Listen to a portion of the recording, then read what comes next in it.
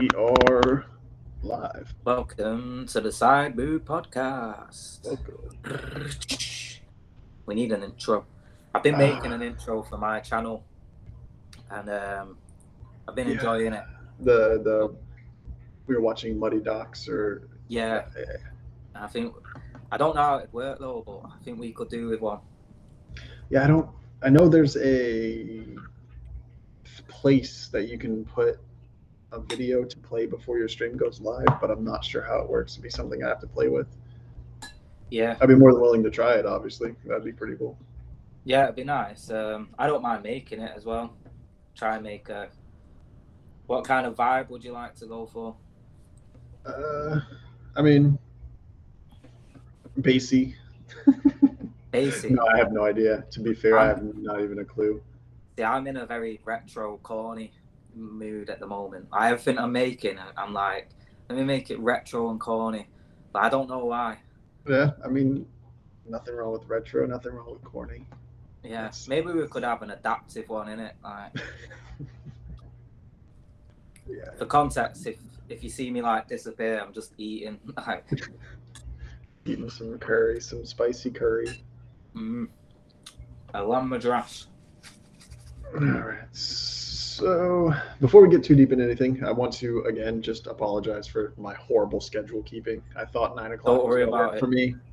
9:30 I think is going to be a safe time, but apologies, man. Like I don't like being late, so it's fine. Like I'm the type of person, I'll say what I'm saying and then it's done. You know what I mean?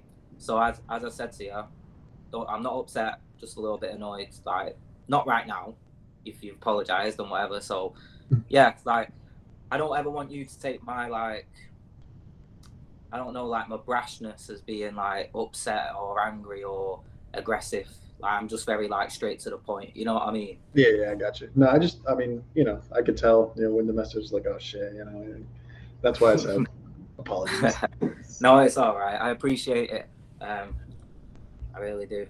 Right. I tell you what though, that card was amazing, wasn't it? Yeah, that was a good one. That from first fight to the end. I mean, if you want to run through that, let's run through that, because that was emotional, wasn't it? It was really emotional.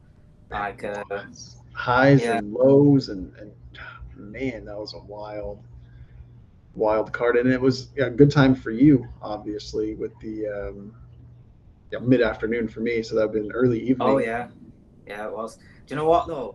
They're putting it on pay-per-view last minute in the UK. Like they didn't tell anyone. Like it wasn't advertised as pay-per-view. Literally, like they really fumbled a lot, I think, with that card, because it was a great card as well. And I can only imagine the amount of British people that would have watched the prelims, and then as soon as I missed the Shower Bullet fight because it switched over, and I just carried on watching the football thinking it was adverts, and then I think it was you said, oh, amazing knockout. I was like, oh yeah, I didn't even see it, and then I put the stream on. So I can only imagine the amount of British people that probably missed either the first few fights or just didn't watch it at all, or just did what I did and went and found other means of watching it, which is not illegal for me to do. It's only illegal for the people to do. Right. So right, yeah. I'm not sharing it. Broadcasting is illegal. Broadcasting is legal. Yeah, watching it doesn't break any laws. Like I'm not participating in those people doing anything, because I'm not like donating anything. So I don't know who they are. So yeah. Like I'm just watching it. I'm giving them an extra number. So yeah, before anyone wants to get high and mighty on that, that's my explanation why I will do that, because I pay a subscription for TNT. So why should I pay a random pay-per-view all of a sudden? And when they come to the UK, it wasn't on pay-per-view because they did it at like 3 a.m. So at least give us some fucking respect, you know what I mean? So right. Yeah. So fuck you, Dana White, and fuck you, Michael Chandler.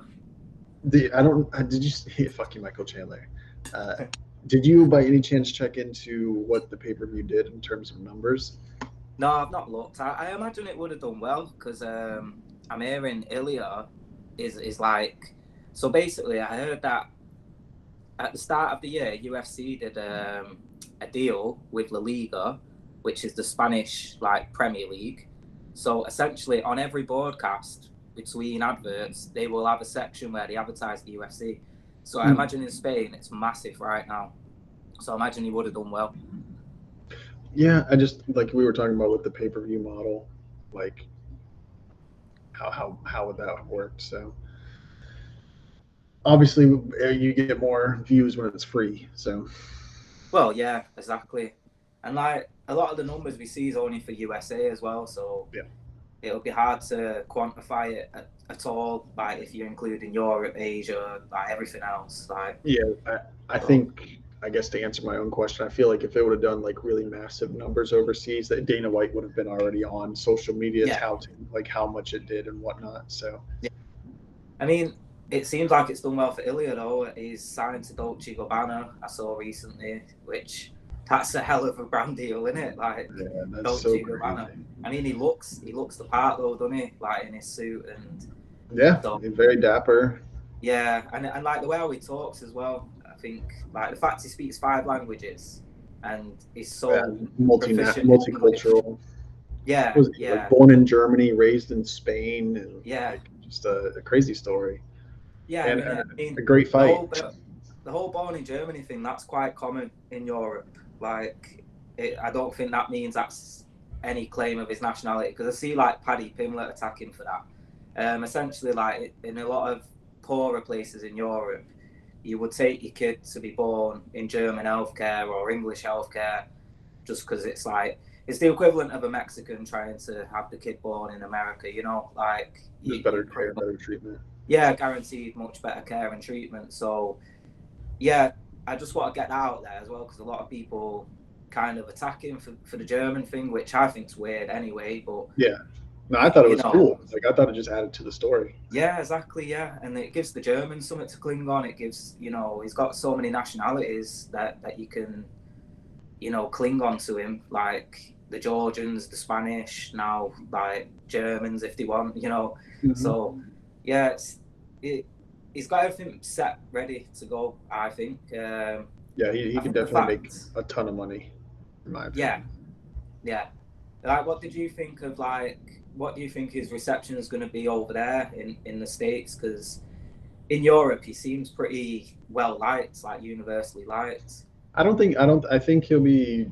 I'm not going to say he's going to be cheered. I'm not going to say he's going to be worshipped as a hero, but I think it'll be pretty positive. To be fair, It was such a great fight. Like if he had won in some cheap way, or if it was a kind of a fluke, then maybe. But like that was a great fight, and you got to respect that fighter. So in my opinion, if he came here, I would cheer for him. Like to be honest, I hopefully there is no tribalism with a guy like that, but. I mean, I think he plays the part to set you up to either like him or not like him. Anyway, he's like a way better Colby Covington. People compare him to McGregor, which I think is a compliment. Like the fact that he gets compared to that, like people say he copies him. I don't think he does. I just think it's hard to play like a heel role and not say similar things to Conor McGregor if you're good at it. You know what I mean? Because I mean, McGregor wasn't saying anything original anyway. He was copying like old like wrestling promos and stuff. So it wasn't like even that, just like British vernacular. Like the amount of times I'd be online in like a game and I'd say something like, "Oh, you'll do nothing, mate," and people would be like, "Why are you copying Conor McGregor?" And it's like, mate, that's a northern thing to say. Like, yeah, and like just little phrases that he popularized. Just normal phrases. So yeah, I find it funny that people like give him like the credit for like inventing stuff like that, but I mean it's credit to Ilya though that he's getting that comparison, I think, and like and even McGregor is recognizing him and like talking, chatting him up and like saying, "Hey, let's fight," kind of a thing. So like that notoriety, he's gonna make a lot of money. He made like $3 million announced. Yeah. God knows what with brands and all that, like I say, with Dolce Gabbana, who knows how much and stuff like that. Like this guy's set. Like he's probably gonna parade his belt again at the Bernabeu, which is like the most iconic stadium probably in the world. So it's everything's set for him. What do you think is next for him though? Or let me rephrase that. I think Volk is next. Yeah. But what do you think should be next? Well, I don't even think it should be Volk. Like, I think Volk should go away and try and get a win. Like, I think he deserves a rematch, Volk. Like, I'm not saying he doesn't, but I think it's just 2 knockouts in a row and then going up against the guy that knocked you out. Like, Isn't he 0-3 in his last 3? yeah, well, he would. No, 0-2 in it. Oh, yeah, 0-3. Islam Twice. Yeah, yeah. To Poirier. Yeah. In my head, that's not an O, the first one. Yeah, it was close. Islam. I look at it as like a draw, that one. But, yeah, like, yeah, he's 0-3, so kind of. You gotta get a win. It'll be epic if he manages to go in and beat Taporia, but then it's like, then he has to rematch him again. So it's like, yeah, you're another fight away from a possible concussion, which is crazy to say about Volk. Like, it's like, imagine this time last year saying this about Volk. Like, it's absolutely crazy, but I think it should be Diego Lopez if we're talking opponents. Yeah. That's what I said, man. I don't know if you watched my video, but that's exactly what I said. I don't know if I did. I reposted one last night, I think. Yeah. But that was about I can't remember, memory's faded at the moment. But yeah, but yeah, it's gotta be Lopez, I think. Fresh blood. And I don't want to take credit for this. I saw MMA Guru say this. It makes so much sense for it to be him in Spain rather than Volk back in Australia or even Volk in Spain, because 2 Spanish speakers, like, get them in front of a press conference and let them just go at it in Spanish. For the Spanish people, like, you know, in Spain, it'll literally feel like a Spanish event. Like, I think it'll be perfect. So yeah, gotta go for that, I think. Yeah, that's what I said, and I think my reasoning was pretty similar. Fresh blood, like Volk's 0-3 in his last 3 fights. Like, let him fight somebody else to get a win under his belt, and then he can get the rematch because he's an absolute legend. But I think just because you're a legend doesn't mean you should, automatically get a rematch. So that's just my opinion, though. I mean, who am I? No, exactly. Like, who are any of us? But I think our opinion on this one probably makes more logical sense than probably like Dana White's or the people actually making the decision, which is sad. Yeah. But, I mean, I want to know what's next for Max. Yeah, I mean, I think the only thing he can do is like legacy fights, right? Like, maybe a Poirier fight again, or Poirier said he would be down to fight him again, but I mean, what do you do? Yeah, and like, part of me, I know Max is young, right? He is very young, but like, I kind of look at him as like Wayne Rooney in football, where Wayne Rooney like come on the scene like dead young and was built like a man at like 16, and he was playing like mad competitive football, like even earlier than Ronaldo. So a lot of people think like Rooney's prime was like teenage, early 20s, you know what I mean? Which it kind of was. And it could be the case for Max and these guys, that like Charles Oliveira might be one, where these guys might have to retire a lot younger than what we're used to because they started a lot sooner than most people did, so that was something Max, that was it could be a perfect retirement, Sorry to talk over you. No, I was cutting you off. But I was saying, I was surprised to see in the pre-fight that Max is 32, Topuria was like 29. Like, the age difference wasn't that much, Not and it's much, like you see Max as like this older, like he's been in the game forever, and you realize like, oh, he's been fighting in the UFC since he was 19. Yeah, and I know Max is a bit like Nate Diaz, where he's never been the greatest talker, like, but when you listen to them both talk, there is a big difference, and Max does seem a lot more like he struggles finding what to say now. I know he's always been a bit like that before someone chimes in, but it's kind of like the video I made. Like, I noticed, literally, he kept saying, "We'll find out on October the 26th, buddy. We'll find out." Like, literally to everything Topuria said, and then when it got to like closer, "We'll find out on Saturday night, buddy. We'll find out on Saturday night, buddy." And like, it got to a point where it's like, I don't even think he's realizing. You don't think he knows that he's doing it? Yeah, so I think maybe everyone talks about his great chin, and maybe his brain didn't wobble as much, but I think maybe we're seeing the after effects of all these great chin moments. You know what I mean? Yeah, I mean, yeah, he gets hit a lot, and that was something we did talk about in the last podcast that it could happen. Um, but I thought the fight was a good first 2 rounds. I Great thought it was fight. great back and forth. I think Topuria showed his toughness because he gets hit a lot too. I don't know if you've noticed, but Yeah, he gets hit quite a bit. He yeah, just he was getting powers hit. through, and not even this fight. There's been a few fights that I watched that he just gets hit a lot, and he just Yeah. pulls through it. So he is, I don't know, they call him the Matador, but he does like the bull, like he Well, he runs. does.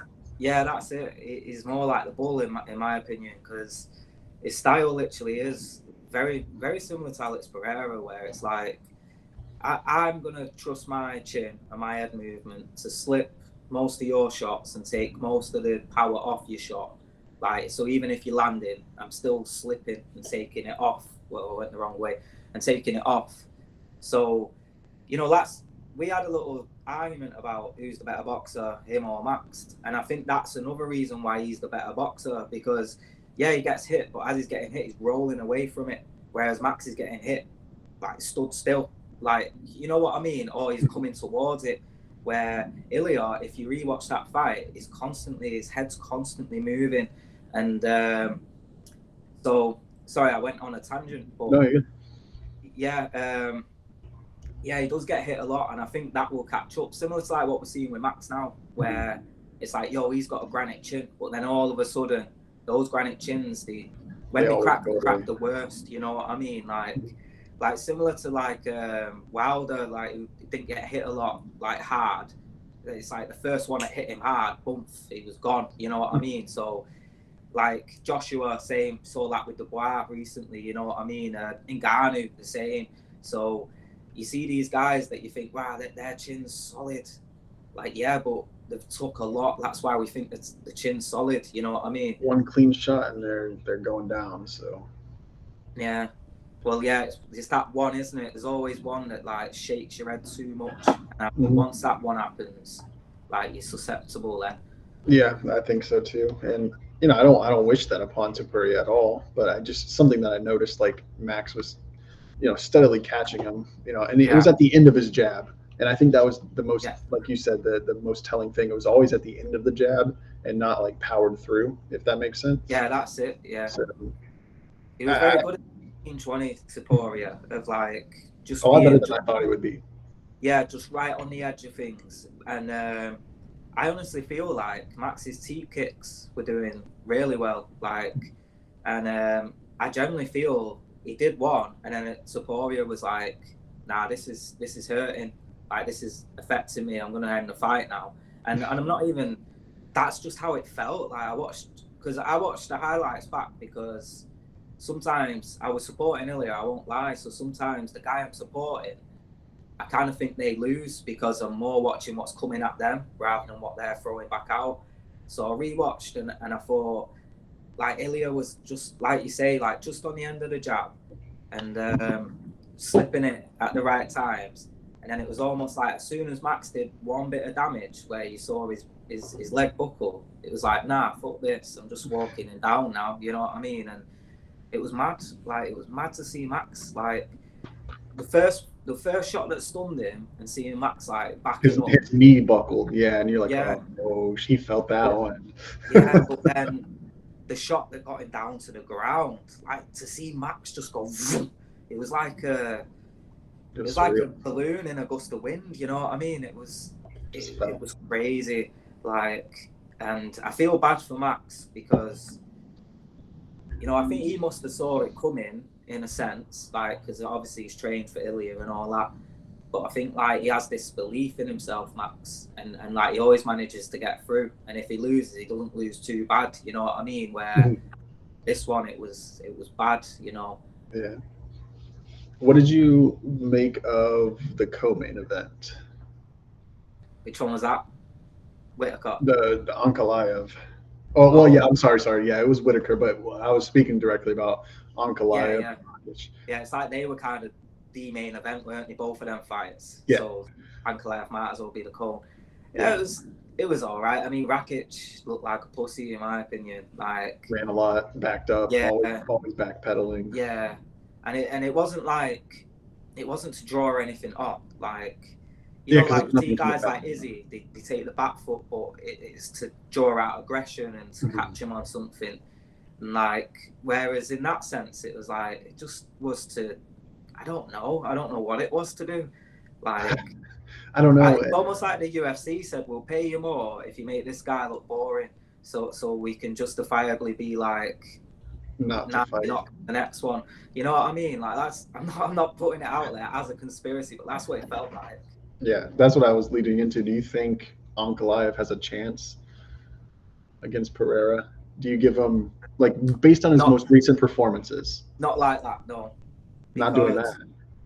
because like people do that against Pereira. Yeah, people don't want to be stood in front of Pereira, and Pereira finds a way to march you down, like, and break you down. He cuts angles really well. He has those Yeah. big strides. Like, he gets in there. So That's it. And Ankalaev looks weak to leg kicks, so you know, if he's going to start any of his wrestling, he's going to take a lot of leg kicks before he gets anything going, unless he can do what Chimaev does. right? Yeah. Just run in. But I mean, doing that against, I always come back to it, but doing that against a world-class kickboxer with that timing, I think that's hard. Yeah, like, no offense to Robert Whittaker, but he's not a world-class in anything. He's a mixed martial artist. He's good at putting it all together. You know what I mean? So I think there's a massive difference against, like, it's why you don't see guys you didn't see in his prime. It's why, like, Derek Brunson and Yoel Romero didn't just run at him and try and grab his legs. You know what I mean? Like, people blame Izzy for people not being aggressive against it. I never understood it. There's a reason. They don't want to. Like, they know the repercussions of doing that. And I think the same with Alex and Ankalaev. Like, I don't know if Ankalaev is like a gold medalist wrestler and all this stuff, I'll be like, yeah, he can test his timing against that timing, and his timing might beat that timing. But nah, I just don't see it. So he's gonna get his legs kicked off, like, and then probably put out in a couple of rounds, to be honest. Yeah, and I mean, look at Ankalaev's fights. I mean, he fought. This last fight was really boring. Blakovic was a draw, like, and it was a boring fight too. So it's not like it was. He hasn't had, like, sure, he's undefeated or whatever. I actually thought Blakovic won that fight based on the leg kicks, funnily enough.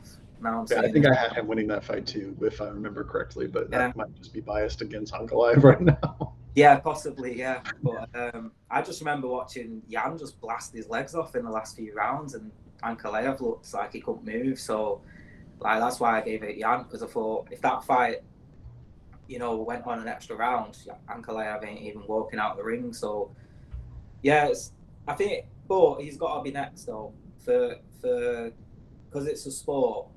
He's got to be next. Like, yeah, I mean, just getting around it. Like, yeah, I mean, who else is he going to fight? He's already beat Yuri twice. He beat Jamal Hill. He beat Jan. Yeah. Rakic it's ridiculous, isn't it, when you look back now? Rakic lost to Yuri and to Ankalaev. So it's like there's nobody left in the top 5.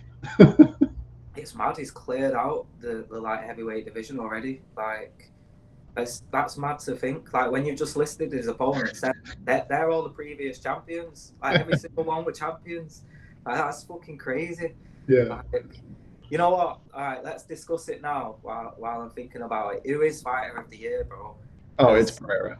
Yeah, like, I'm mixed with it because here's why. I'll say it, and then you can tell me why you're mixed. Yeah. Who has saved cards? Who stepped up on just short notice and said, "I'll fight"? I'm not judging you on anything other than what you're doing in a cage and who you're doing it against for Fighter of the Year. Like, that's UFC's problem, that he needs to save cards, yeah? And, like, he's the fighter. Yeah, and he's took a risk, and it's great. But let's be honest, I didn't realise, when we last did this podcast, I didn't realise that the Volk Topuria fight was this year. I thought it was, like, last year, the end of last year. Yeah, and I didn't know it was this year. It's been a long time. So what's funny is, when we were talking about who's Fighter of the Year regarding that fight, we didn't even say Topuria. We were only talking about Max because of the BMF thing. Now, I think if Max would be considered for beating Topuria, surely the other way around. And I'm not saying he can't be considered. Yeah, and compare Volk to bloody Justin Gaethje. Like, let's be honest. Like, Topuria is tough.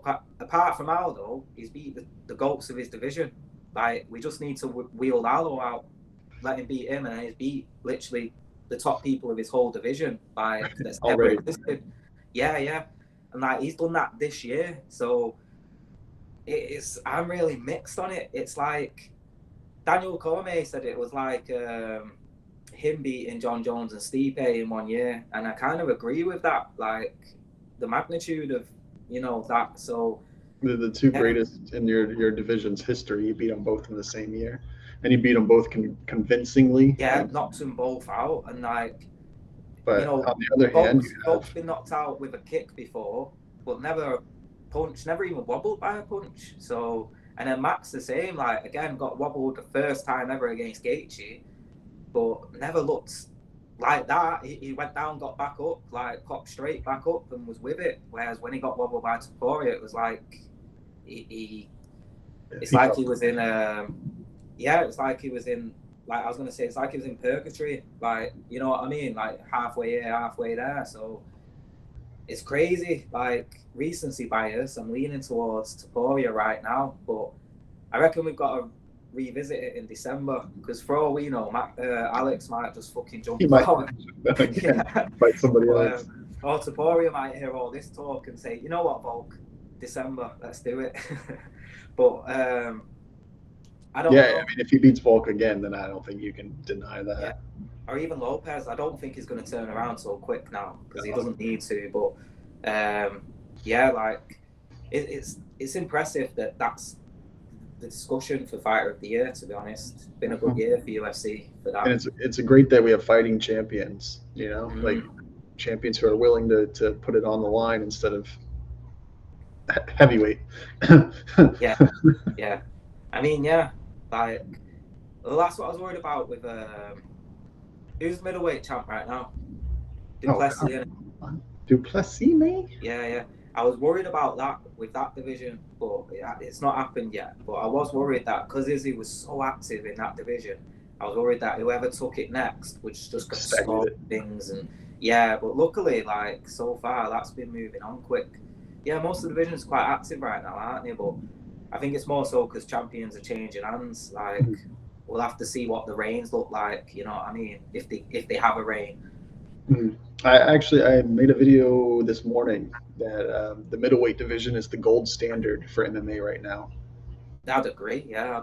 I love the middleweight division. I love all the potential matchups, all the intrigue, and I made the argument that all the top guys are fighting each other. Yeah, is Ian Gary middleweight or is that welterweight? I believe he's welterweight. No, yeah. See, I'm mixing up welterweights and middleweights. I think they're the two though, welterweight, middleweight. But then again, look at like bloody Topuria's weight class as well, and Sean O'Malley's. Like I think all the weight classes are in good stead at the moment. Yeah. But my favorite might be welterweight. Now I think about it with Shavkat, Ian Gary, like Bilal.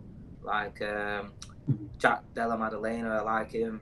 No, definitely. The thing that brings it down for me is Bilal. Yeah. No, but that's why I'm liking it because I know he's not got long. You know what I mean? It's like that's what I was worried about with Leon. Like I thought he'd get through Bilal, and then it's like, oh no, now he's got to face like Shavkat. Like how's he gonna do this?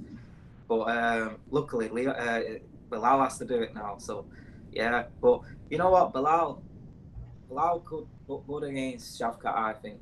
I mean, they're two really strong wrestlers, and just going to be who has the better hands. And Bilal's hands aren't horrible.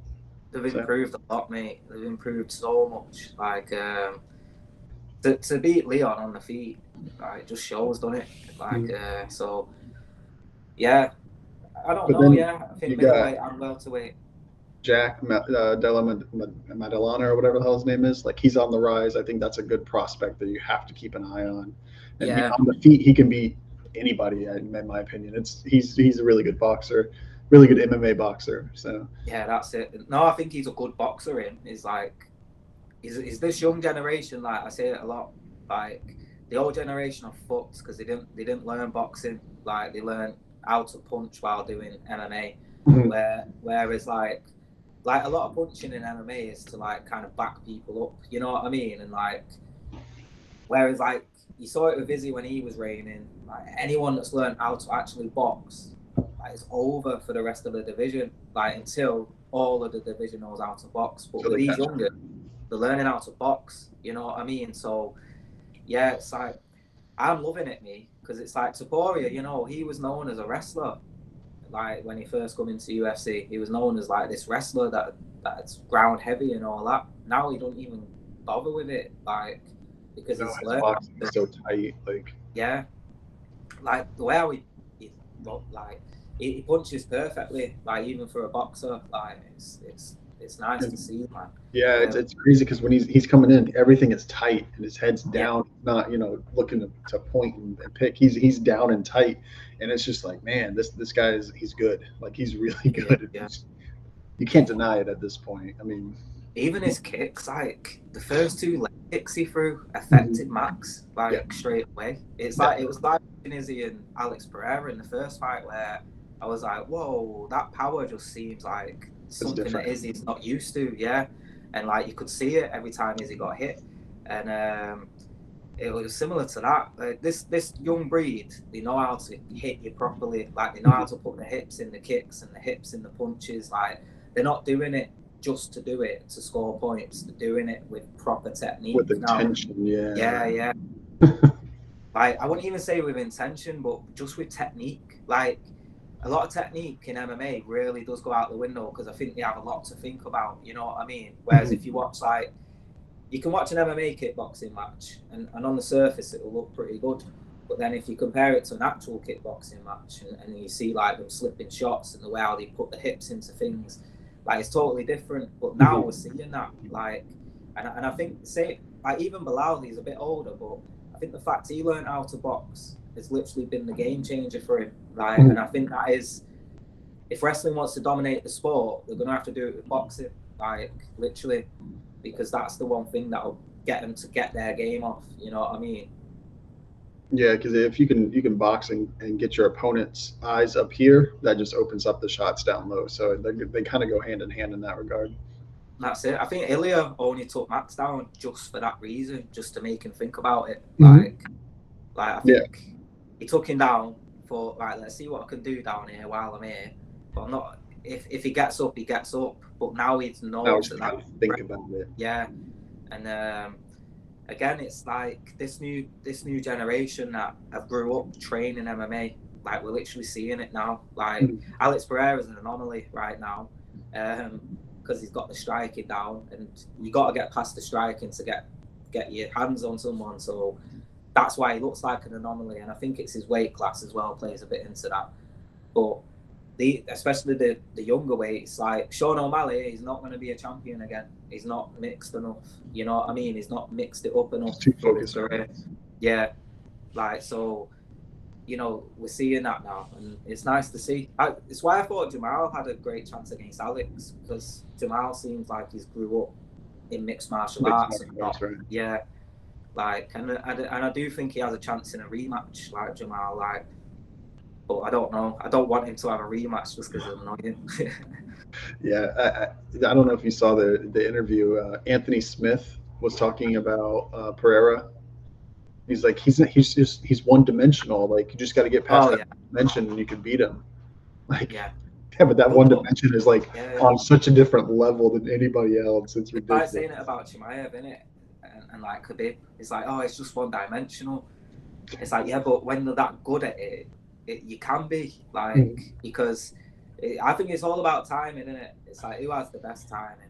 I know I keep saying it, and it's like probably people are gonna write it on the t-shirt eventually, but yeah, it is like that's literally what it all comes down to, in my opinion. Like the whole fight is based on the first few tests of each other's timing, and then who gets that down quickest wins. You know what I mean? So. Yeah, Chimaev, good luck timing your striking against his aggression, because your shot, you might be like already past your shot by the time, so yeah, it's very interesting. I'd love to see what their fight would look like, Pereira versus Chimaev. I think it could be very well matched. Like, Yeah, that's I think Daniel Cormier he put out saying, you know, if Chimaev goes up to 205, he'd be the champion.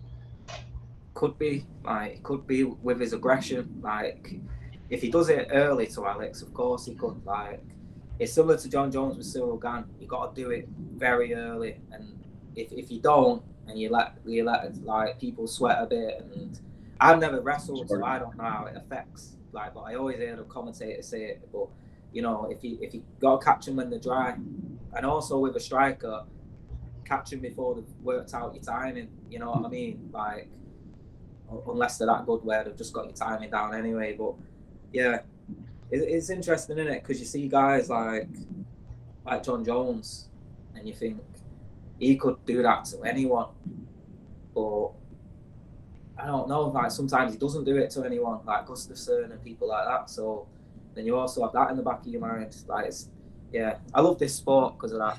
Yeah, there's so much parity and some like every fight is different. It's the chess match, you know.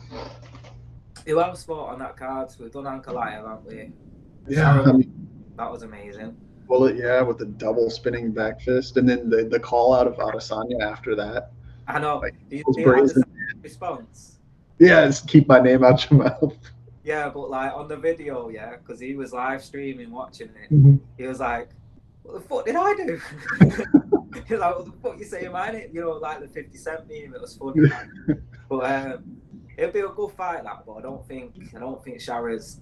I don't think he's on that level. On that level, like, he could be, is he? I'm not saying he couldn't, because obviously age and all that comes into it. But like, yeah, I don't think he's warranted that yet.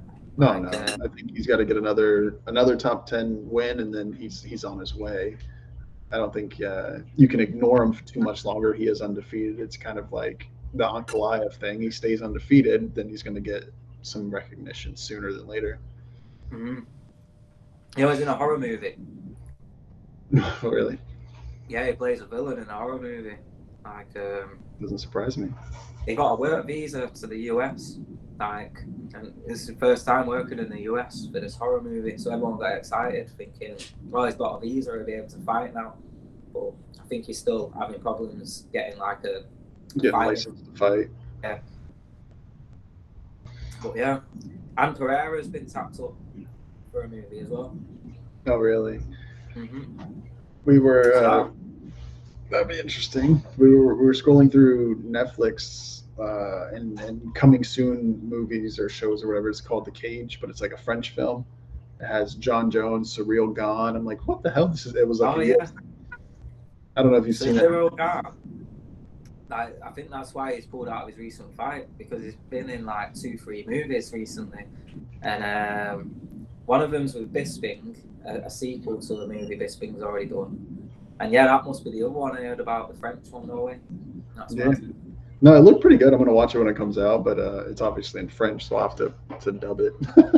Yeah, have to set fire to your TV after watching it. But yeah, no, Whitaker and Chimaev, we haven't really talked about that. I mean, we talked about it over text and just how insane Chimaev is, but there's not a lot to say about that other than holy shit, right? Yeah, that's it. It's like, you know, I was adamant Whitaker would get through that first round. Yeah, same. I just couldn't see that happening to Whitaker. Like, I just couldn't. Like, and it's not even because like I'm a big fan of Whitaker or anything. It's just literally, I just thought Whitaker was too good for that to happen to him. And I thought if he couldn't do it to Gilbert Burns, who's a weight class below, then. But I think the cutting weight must affect him. Oh, 100%. Yeah. He barely made 185, so. That's it. And like Usman, I know, is a former welterweight and he fought at middleweight against Chimaev. But, you know, how good's Usman, man? Like, the fact that he fought him at middleweight on short notice and took him all the way. And wasn't a split decision? Exactly. Like, and it was close. Like give Usman another round in that fight. Could have won. Yeah, I think, yeah. Definitely.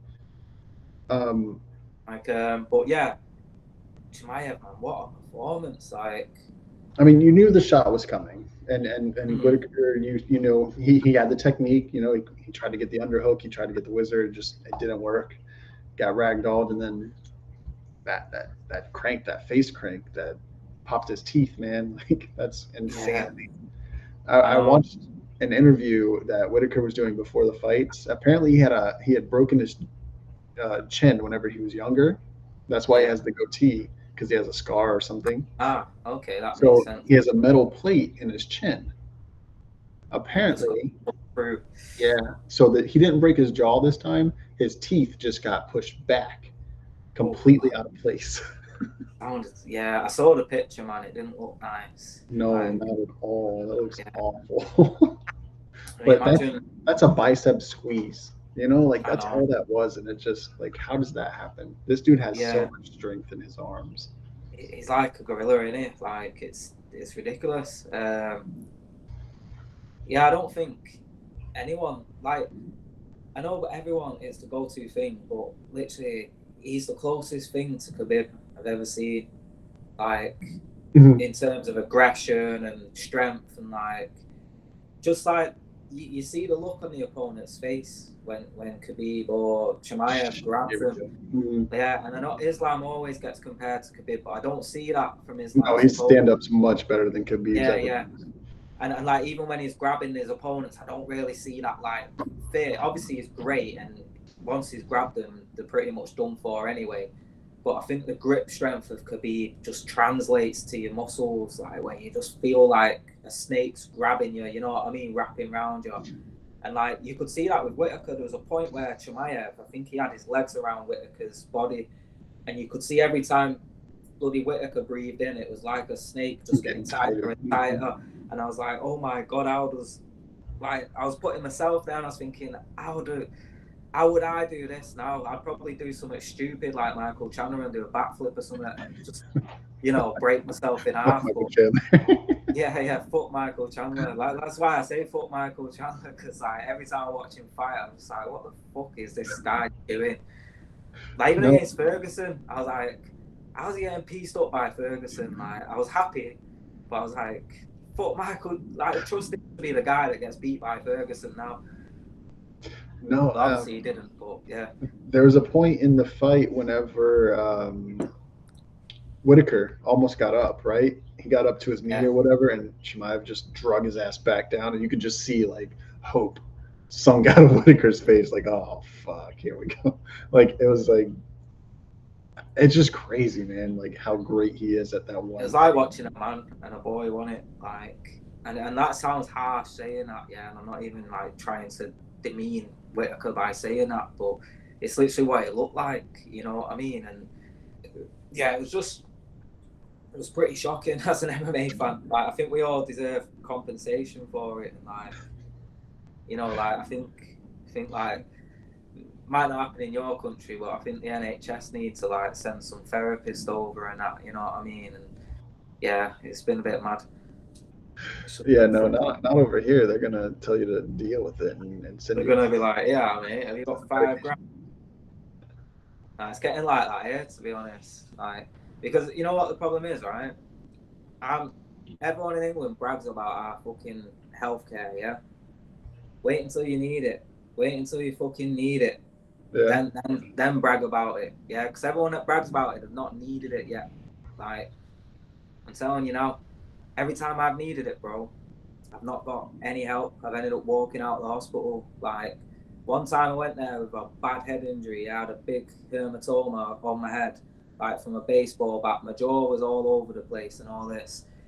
And I sat there for 7 hours. And then they come out and was like, oh yeah, it's gonna be another few hours. So I was like, fuck this, I'm gone. And recently, yeah, I went in after collapsing. This is only a few months ago. Got took in. Like my ex was scared because I was frapping about. So she called the police.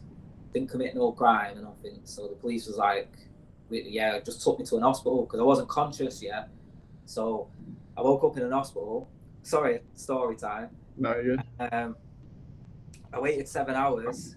I didn't have no food and out because the food's shit. They just give you shit biscuits and like cups of teas, and I don't drink tea. And That's so after fucking waiting British. 7 hours, what's that? I said that's so British. Here, I know, have yeah. a tea, have a biscuit. Like Tea what and the fuck? biscuit, like it's gonna help me. And like made me feel medicinal, like. Yeah, I was like, yo, have you not got some like something more nourishment? Like, give me orange juice, anything. Like, but yeah, so after 7 hours, it gets to like 6 in the morning when all the nurses and doctors are on a switch over and a shift. Yeah, the bloody woman comes out, receptionist, and she's like, oh yeah, a certain doctor hasn't turned up, so it's going to be another 8 hour wait. I'd already waited 7 hours. So I was hooked up on all these like blood stuff and that. So I literally just pulled it all out in the waiting room and just walked off. And like they were like, "Where are you going?" And I was like, "I'm going to get some fucking rest. Like I can't wait." I was like, "I don't know if I'm dying or not, and I know that resting will help me more than sitting in a waiting room." I swear, an old man died while I was in there. I swear, bro. Like I'm not even exaggerating. Like this old man was fucking kicking off and all that. And then one minute, he fucking fell off his chair, and then they dragged him away. Didn't see him again, and I'm not even exaggerating. Jesus Christ! Oh, that is insane. No, at least I can say here, you know, we're turning into the third world, bro. I'm not even exaggerating. Much shit as we get for our healthcare system and how crazy, like, expensive it is. You get what you pay for. At least we get service, you know. Like they don't let you leave the hospital without service. So. Oh no, like they do. Obviously, while I was in there, they give me like they ran my bloods and all that, but they weren't telling me nothing. You know what I mean? I had to wait 8 hours to get told anything. So they ran my bloods and all that, and I walked out and I went to my doctor's the next day and said, "Can you access my NHS account and see what comes back from my blood?" Because it was the quickest way to do it. You know what I mean? So yeah, they do give you a bit of care and whatever, but yeah, like if you're unfortunate like me and you have a health event, like on that time it happened at like 2 in the morning at a time that's like awkward to get to, then you're fucked. And I said to my ex at the time, I said, I'm kind of happy you called the police, right? Because an ambulance would have took hours to get here, whereas the police got here in fucking 5 minutes. You know what I mean? So, wow. Yeah, I said, in a way, you probably, next time you have a health event, just call the fucking police and tell them, like, someone's kicking off, and then they'll come round rapid and take you to the hospital. That's crazy, man. I just want to say I didn't do now to my ex or anything. I literally... I passed out, but as I was passing out, like I was aware that I was passing out, so I was panicking, if that makes sense. I felt my heart going, and like it scared her because I had like a look in my eyes, and like I don't remember, but once I passed out, I come back to from when I was on the floor, and like I knocked some glass thing over, and she said I crawled through glass like towards her. She said it just freaked her out, and that's why she called the police, because I had these cuts all over my legs and that. And like, I must have been just trying to get myself up or something. But yeah, literally, because I couldn't talk or nothing. I don't know what happened, bro. It was scary. You never found out what happened? They never gave you any answers or anything? Nah, I'm getting looked at for a few things. Like, so we're talking about brain damage. Because, like, I have, like, loads of incidents of head injuries. So I'm personally pursuing that with the doctors because I'm like, I want to get my brain checked and make sure like it's nothing to do with anything like that, you know, because my memory's getting bad and stuff like that. So yeah, little things like that, I'm getting that checked out. So yeah, we don't know, to be honest. The NHS, they said my blood was fighting something, like my white blood cells was fighting something. And then they said, when's the last time you went dentist? I said, years ago. And they said, have you had toothache? I said, yeah, like a week ago. And then they fucking kicked me out and told me to go to the dentist. I said, oh, you might have tooth infection. Go and see if you got tooth infection. I said, can you not just see if I've not got an infection, like in general? And they were like, yeah, but it's most likely to be a tooth infection. I was like, it's horrible, bro. No one wants to work. No one wants to do the fucking job. Yeah, That's weird. So I went dentist, and then, yeah, I've not got toothache anymore. So hopefully, like, yeah, that sorted it. That's crazy, man. That's wild. Yeah, I hear a lot of horror stories, not specifically out of the UK, but out of Canada too. Their NHS is abysmal.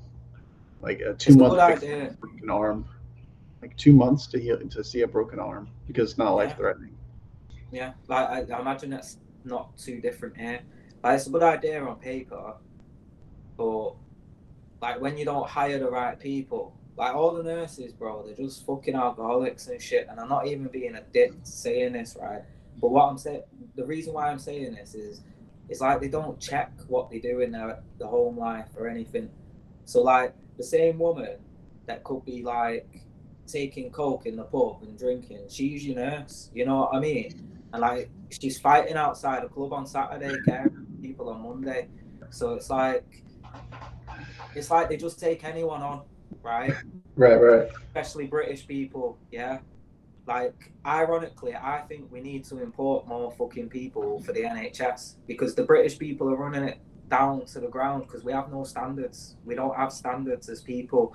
Like, I reckon it's the same with you guys out there. Like, you let the Americans do all the jobs that require care, and you watch it fall down because, like, we don't have care. You know what I mean? We're not care people. Like, we're not built that way.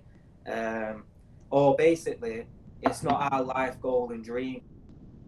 To take care of other people. Oh, I lost Muddy there for a second. Froze up. Can you hear me?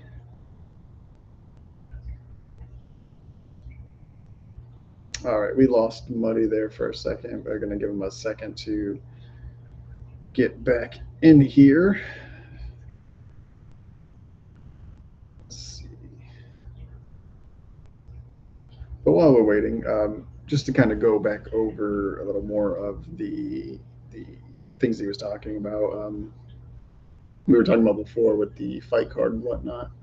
Um, we're gonna recap Lerone Murphy versus Dan Ike. I want to get his opinion on that fight if he had a chance to watch it and what he thought of his fellow countrymen and his fellow.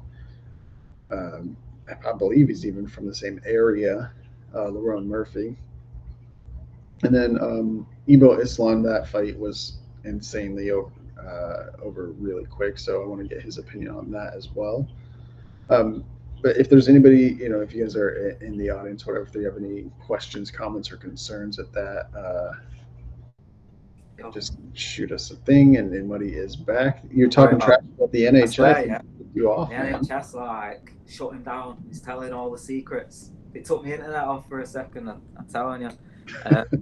But no, I'll stop ranting. You know what I do? Yeah, because it's late. I find myself fucking ranting, and I shouldn't be. But I'm just ranting because I'm tired. But yeah, all that aside, fuck the NHS. It doesn't work. And I don't know if you got the end of it, but I said basically I don't think people in countries like mine and yours, it's not their life goal to move to Britain and be a nurse and like send money back to my family and give them a better life. Like for us, it's just a job, and that's kind of what I was saying. Is like, so we don't have that care because it's not like, oh, my whole childhood I dreamt of this. You know what I mean? I dreamt to come into this country, and so yeah, we need to import more people for the NHS. Yeah, I mean it's the same way. Like because nursing and the medical field pays really, really well, and like. To do specialized job within medical care, it doesn't take that long to learn. So like a year of nursing school and you can do certain things and you're getting paid really well. So people just jump into it to make the money, and they don't have the passion or the care, the concern to that's it. Be in the field.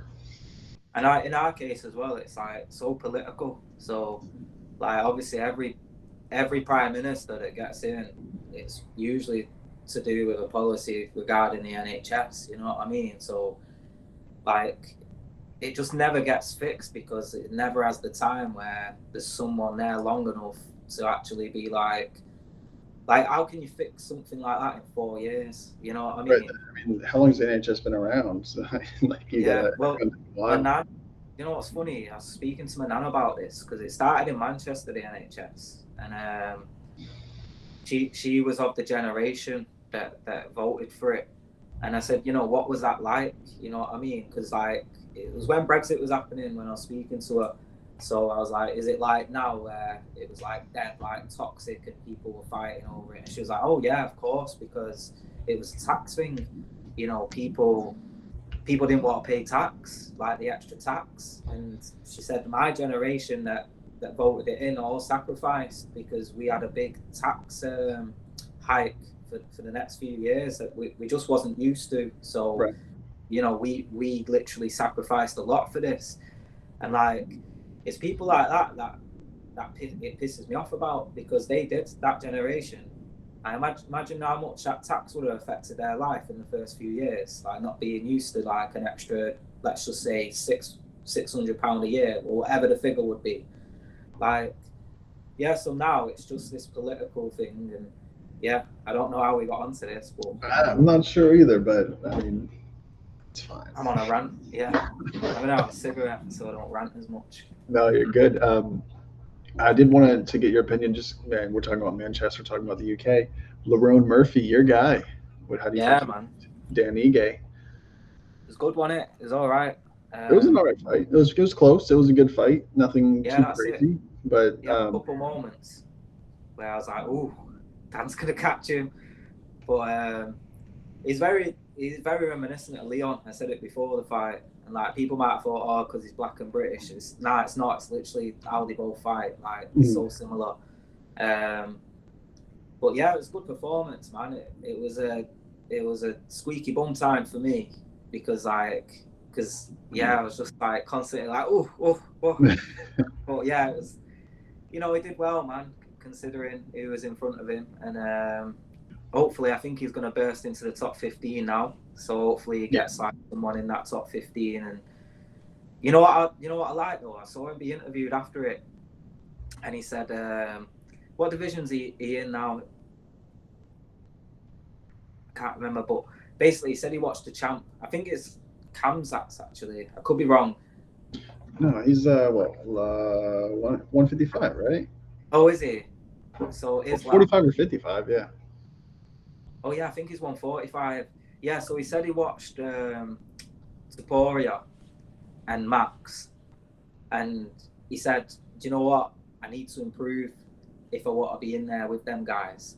So he said, although I'm getting into the top 15, I can also see like that little part of the game that I need to get better. Because he said if I get caught with things I got caught by Dan Ige against Taporia or Max, like lights are out. So I like that about him. He's very honest about himself, where most fighters, they wouldn't even, you know, recognize that in an interview, let alone like at home personally. So I think that stands him in good stead, man. Yeah, I thought he you know, very well spoken. He had a good interview. I think he does have some room for improvement, but I think also he's a very good fighter. So I'm glad to see he'll probably be top 10. So interesting to see where he goes from there. Yeah, Manchester top team. He trains with that Lewis McGrillen, you know, the ginger guy. Trains with that guy, and you know, a few of the Manx. So don't know if you heard of Brendan Lockney. He won PFL, like he won $1 million. I think he's won it twice now. The PFL £1 million thing for the 155ers, I think. But yeah, yeah, I think like, I saw him fight before. What's that? So I believe I've seen him fight. Brendan. Yeah. His name is spelled weird. Yeah, it's like Irish last name. Like I don't even think he knows how to pronounce his name. You know what I mean? It's one of them. But yeah, like I hear it pronounced different every time I see him be interviewed. So it's funny. But yeah, he trains for all them guys, and it's a real, like, I know he's in the PFL, so it doesn't seem as big, but there's like a real, like with Dakota in the PFL, McGrillen, and then Lerone Murphy at UFC. Like there's a real like nice little scene bubbling. Like obviously same in Liverpool as well. So yeah, it's good, man. You know, so speaking of, you know, British MMA on the rise, I've watched a lot of Aspinall this week. He's just come up on my feed, like just random Aspinall stuff, and I get what you were saying when you were saying like he has a good personality, and like he just needs to get more in front of the cameras, I think, because he's funny. He has good comedic timing. He's very realistic.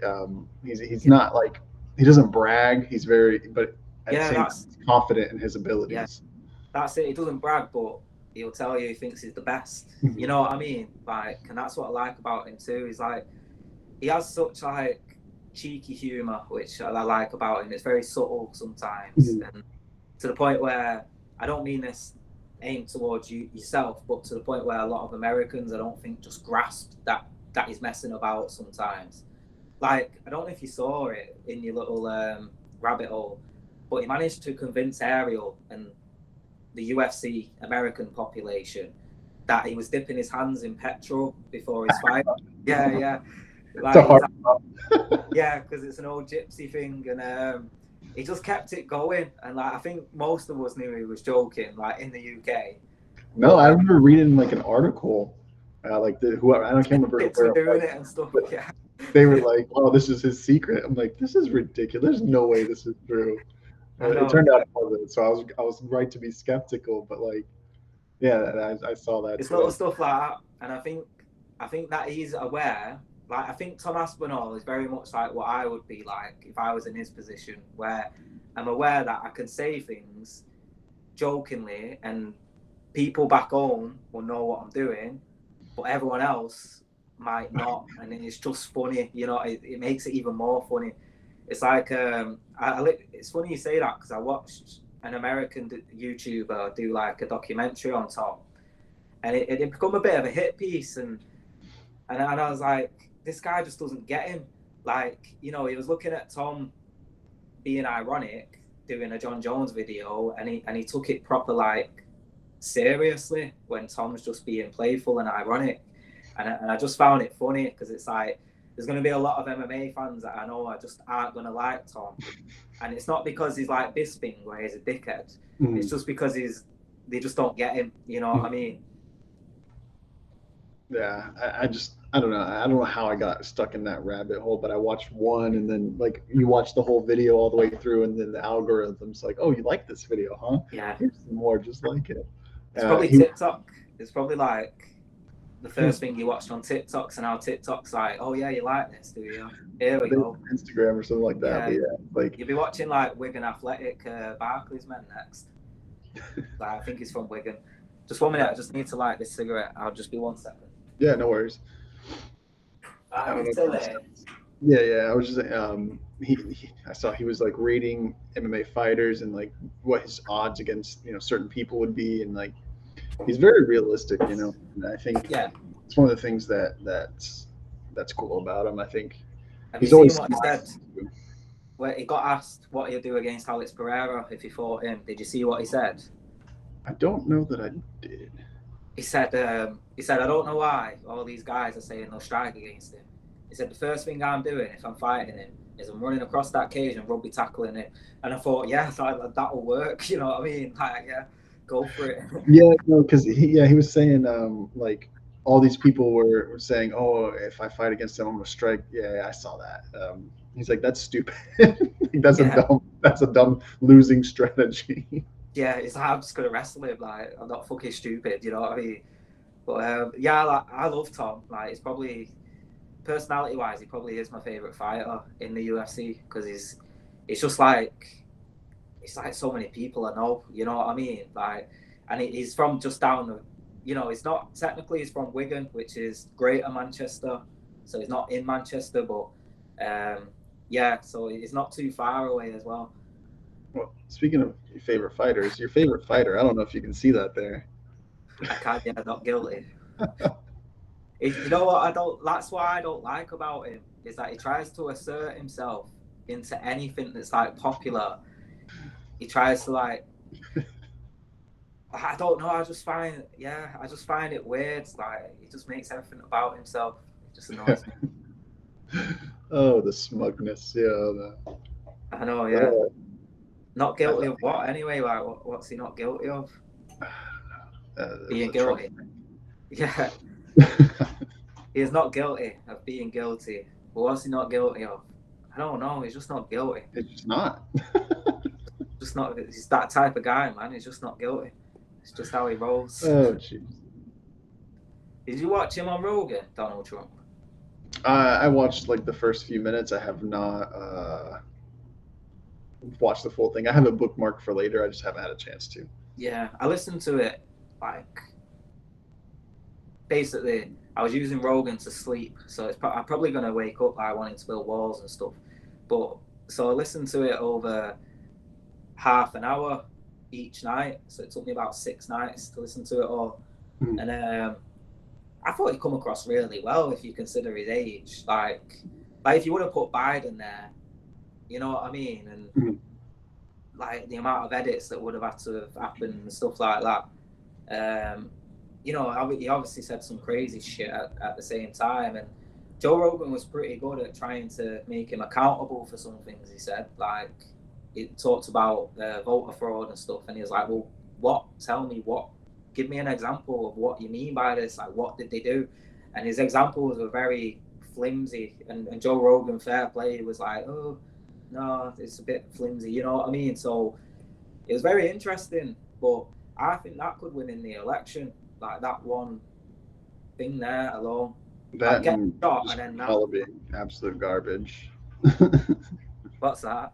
That and then Kamala being just garbage. Like, well, I don't know nothing about her. Like, I can't really judge her because I just don't know anything about her, and I can't get to know anything about her with the media cycle she's doing, because it's just like it's this pre-prepared interview. Like, now that Trump's done it, it sets the precedence for I think this is how all presidential and prime ministerial debates should go in the future, like long uncut interviews where it's a conversation rather than an interview.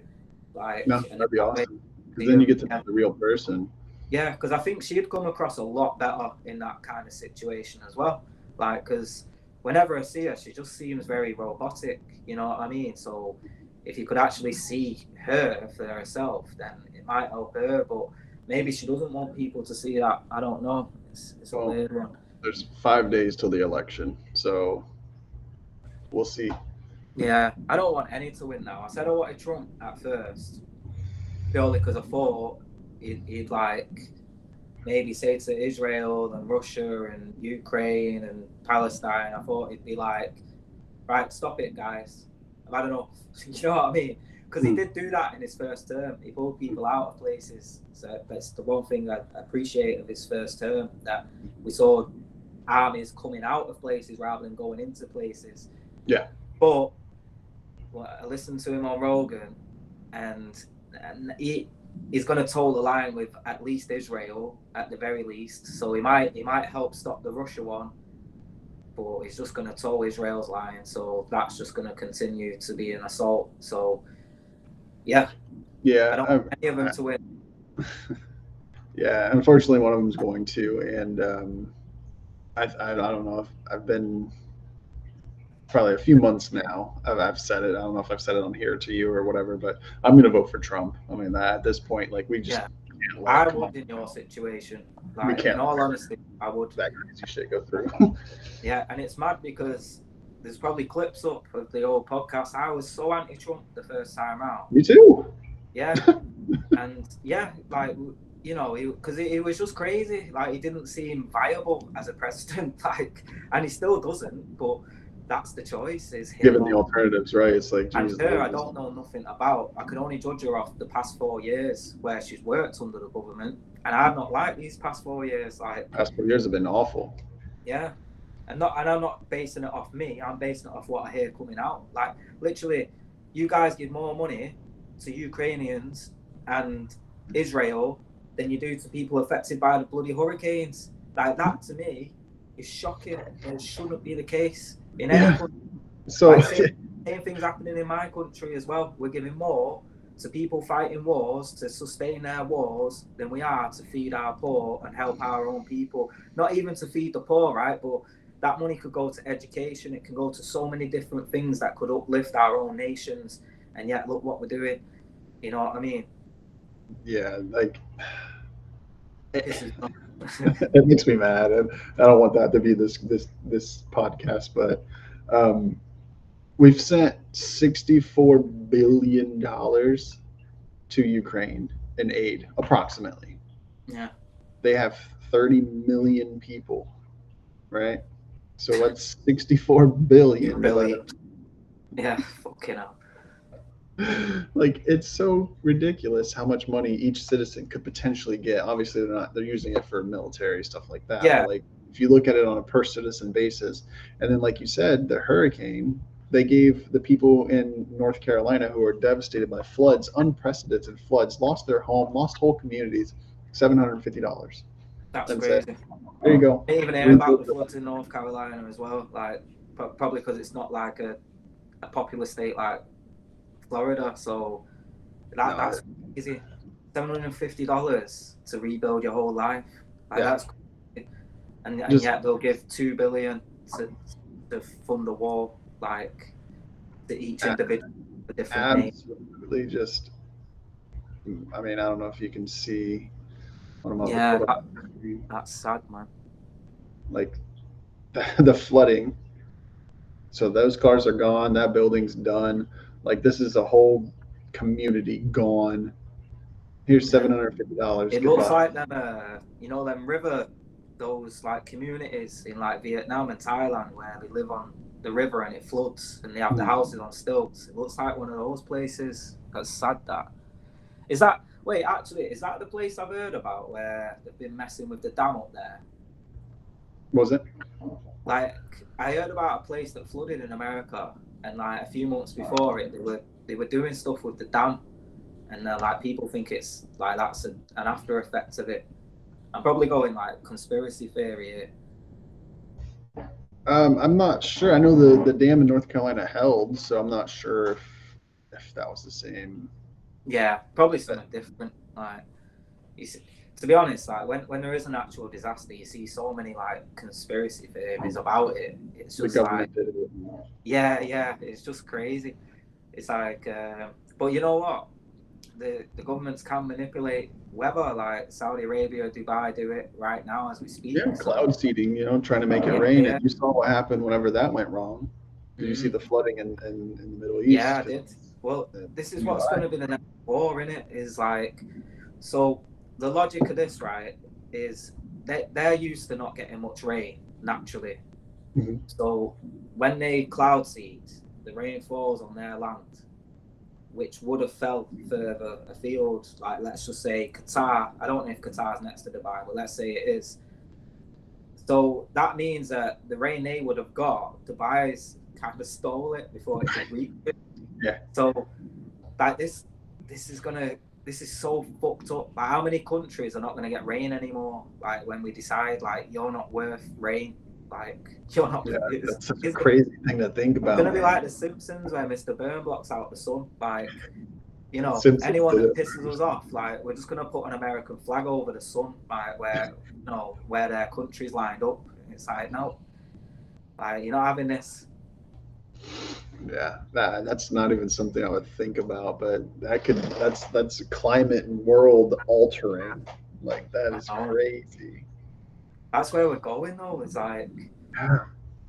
like I understand these conspiracy theorists that theorize about all these natural disasters because I see what governments are doing You with can stuff see like that, that, yeah, and that it's they would. like, why wouldn't they do that to an enemy? Like if they could, you know what I mean? And then it just be blamed on a natural disaster anyway. Like why wouldn't they? Like so yeah, I don't know. It's mad when you dive into conspiracies, like everything's crazy. Like Mhm. yeah, I kind of like delving into it a bit, but then it's like if you delve into it enough, you start believing stuff like because there's so much confirmation because you've delved into it. So then you become a bit loony. So I try not to do it too much. Yeah, it's only crazy until you're right. So Well, that's it. Yeah, that's it. That's it. Like how many things that right now exist that were conspiracies? Like Epstein Island. Like people used to say that a lot, man. Like I remember being a kid and people saying, "Oh, all the politicians and celebrities go to an island and like take kids there and do whatever they want." And you go, "No, they don't. Don't be stupid." Like if they did, people like 50 Cent would say something. Well, I'm sorry, 50 Cent's always hinted at Diddy. Like he just knew he couldn't never said it outright out. say it. Yeah. He's always hinted at it and stuff like that. So yeah, I don't know, man. It's fucked, isn't it? Like It's when all you think about that, yeah, when you think about that, it's like it's just better not to look because then you and at the opinion. same, like, you feel kind of bad, like, man, I should try to help, but it's like, what the fuck am I gonna do? I don't have No, multiple millions of dollars, like, yeah. like Well, that's it's the thing. If we're talking conspiracies like the Diddy Epstein kind of stuff, like you're literally fighting against the most powerful people in the world, so they'll just make you look crazy anyway. You know what I mean? So it don't matter. Oh my God, Side, come back to politics, man. 2024 election is next week. man, you just missed it. We Wicked. literally were talking about the election. We literally just had like 30 minutes on I know, politics. yeah. Mate, I even spoke about the NHS and everything. Like, Yeah. So yeah. you're just late to the show. We did talk about Kamala. We talked about It will always creep in because it's part of life. It's just me personally, I don't want it to be the focus of everything. Like, I don't want it to be like, Trump said this, Kamala did this, because we did that last time. I didn't like how tribalism. That was yeah, one of the biggest and things then we we talked start about. like disliking people for opinions and stuff, and I don't want to do that. I just want to be. Well, I'll talk about it, but I don't want to be like, yeah, this is dead cert what I think, and if you're wrong, I don't like you anymore. Kind of, I kind of got a bit into that last time round with the podcast, and I don't want to do that again. Like, Yeah, this I'll be is honest, like people like AJ, who he's very opinionated and he likes to put his opinion out, and I started to dislike him because I didn't agree with the majority of his political opinions. But I don't think that's fair because I got to know AJ without his politics, and I liked him because of like he was into Dragon Ball and weird things like that. So I thought, now I'm looking back, I think it's unfair that I judged him like that, and I don't want to do that with others. You know what I mean? yeah. I feel like, I mean, how should I say this?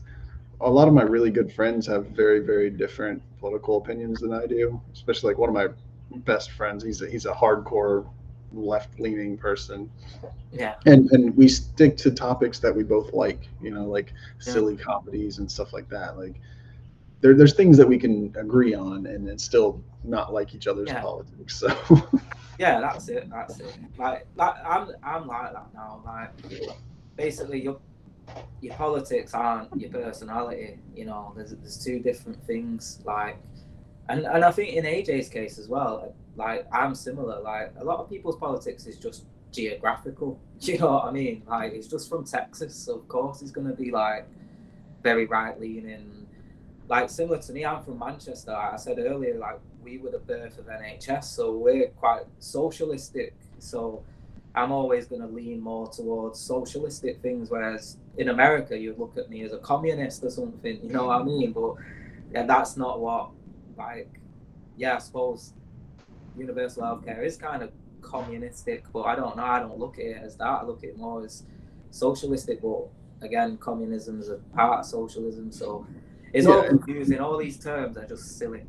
That being said, though, I mean, look at this. We have a podcast about sports and news and trend media. We're not arguing about whose politics are correct or whatever. Because Yeah. quite frankly, I don't care. Like, And let's be honest, like sports is bloody politics anyway. If you bloody look at it, far enough away, like yeah, it's yeah, all involved with it. And and that's why I was like, hey, do you want to cover on the channel? Manchester United. You're like, I don't know. It's pretty toxic. but to be honest, right, you know what? The timing of that was mad because you said that, and I was like, yeah, I'll think about it, but it's a bit toxic. And then the manager got sacked the day after. Oh shit. So I was like, yeah, I'm not doing this because it's just gonna be toxic as fuck. And it's like, you know what? I'm with UFC. It's different. Like I'm a fan, yeah. So I'm a fan of a fighter. I'm not a supporter of a fighter. Whereas with Manchester United, I'm a supporter, so I support it. And I think criticising it openly isn't what a supporter does. And I think a supporter just supports it blindly. You know what I mean? Like, so I don't want to become that, and it's annoying because I know it could take off. Like, I know it could be something that would make money, but I don't want to then be sat around thinking, what can I say about United? Because it's inevitably going to be negative, and I don't want to be that guy. You know what I Yeah. mean? Well, see, I was thinking like when I thought of it, because I was like, there's some good stuff happening with the Packers. So I was like, let me recap some games maybe, or some sports news. I was like, oh, maybe you would want to do something like that, and because it's not nearly as toxic as all that stuff over there. So Yeah, it's too much. Like, and the attention I'll get from it. Like, so if I'm just blindly positive towards United, I will still get attacked by United fans that don't that will want to hear negative stuff. Like, but then I'll get attacked by every other football fan, Liverpool fans, Arsenal fans, Chelsea fans, because I'm positive towards United. And I just don't know if I can be asked. Like, a good example of this, right? There's a YouTuber that I listen to called Vize, yeah? Um, he announced on Twitter that he broke up with his wife, right? This guy is a football YouTuber, so he says a lot of negative things about everyone's favourite player, because everyone's favourite player isn't good 24/7. You know what I mean? So he has to criticise him every now and then. right. Mate, when he announced that he split up with his wife, every football fan just fucking tore into him. And I just thought, I don't want to be that guy where, like, literally every football fan has a reason to dislike. You know what I mean? Like, I don't think it's worth the money or the time or the effort. And I live in Manchester, so a lot of United YouTubers, they're like from Nottingham and London or like India, or there's not many that are actually from Manchester. Like, and yeah, I don't want people trying to find my address over my football opinion. Over right an opinion of sports at the end of the day. So Yeah, yeah. Yeah, like literally football players get robbed here, burgled here all the time, like, because everyone knows when they're out of the country, obviously, and 9 times out of 10 it's by their own fans that are pissed off at them for not playing well. I don't want to be that. I don't want that to be my, you know what I mean? Like, until football changes and it's not revolving around, like, I don't know how to put it, but yeah, until it changes and it's not too deep, then yeah, I'm not getting into it, because I can make a compilation about Max Holloway, who everyone loves, and not get any shit about it. But if I did that about any football player, I will get death threats. You know what I mean? dude, So that's just such a crazy mentality, a crazy thing. Like I don't understand that at all. But yeah, it's passion weird. is passion, Yeah, it's like I've said, like, it's religious for some people. Like, literally, like, every city has a Catholic and a Protestant scene and stuff like that. So yeah, it's just there's too much politics and shit like that involved with it all, and yeah, it's just mad. Joe Biden and Vlad Putin cage match. Putin will beat Biden, Trump, and Obama all at the same time in a fight. Yeah, yeah. In the first round, in the first minute. Yeah, like my guy knows Krav Maga. Like, he will beat any politician in the world. Like, and I'm not even being pro Putin here. Like, before, I'm just being logical. Like, my guy was in the KGB. Like, yeah, I'd love to see it though. Joe Biden couldn't even say KGB, so Yeah, innit? You tell him the KGB are coming. He's waiting for chicken wings. You know what I mean? He's like, oh, I can't wait to eat the KGB. Kentucky green beans. Yeah, it's that Kentucky Fried Chicken. But yeah, do you know what though? I feel so bad for Joe Biden. Like, I might have said it on the podcast before, but imagine wanting to be the president your whole life, and the only time you achieve it is when you've lost all your memory. Right, you can't remember that you even wanted to be. He's being punished. I swear down. This presidency for him is a punishment for some shit he's done. Because, like, what was the fucking point? Like, he lost all his memory and then become president. Like, he'll have no recollection. Like, he's achieved the greatest thing ever, and he won't ever remember it because it was so late in his life. Like, I'm not even dissing him. It's just cruel. No, it's true. You Americans are cruel for doing that to him. Like, you're so cruel. And then they give it to him, they push him up, and then they get him the fuck out of there. Yeah, yeah. And you know what made me laugh, right? And I kept saying it. When Trump was president, there was all this like, he needs to do physicals and he needs to do mental tests and all this. Like, oh yeah, we all think he's like deteriorating and all this. Yeah, where was that with Biden? Like, what the fuck? Like, he He's wouldn't have fine. He's fine. He just has a stutter. That's all. yeah, it's fine. Like, yeah, he might have been talking about like space fucking rangers and shit, but actually, I think space rangers is actually a thing, isn't it? I'm trying to think of more something more outlandish, but yeah, No, like he's just. the whole Biden one, like, it's such an embarrassment for our generation. I think. I didn't vote for him. Oh yeah, I don't blame you. I was saying at the time, he might be the better option of the two, just because Trump kept fucking saying mad shit all the time that made everyone go crazy. So I thought, oh, maybe we could do with like a president again who's not trying to like say outlandish stuff all the time. You know what I mean? And society might chill a bit. But nah, like, he made everyone worse. Like, it was fucking funny though. No, it was awful. Like, do you know what?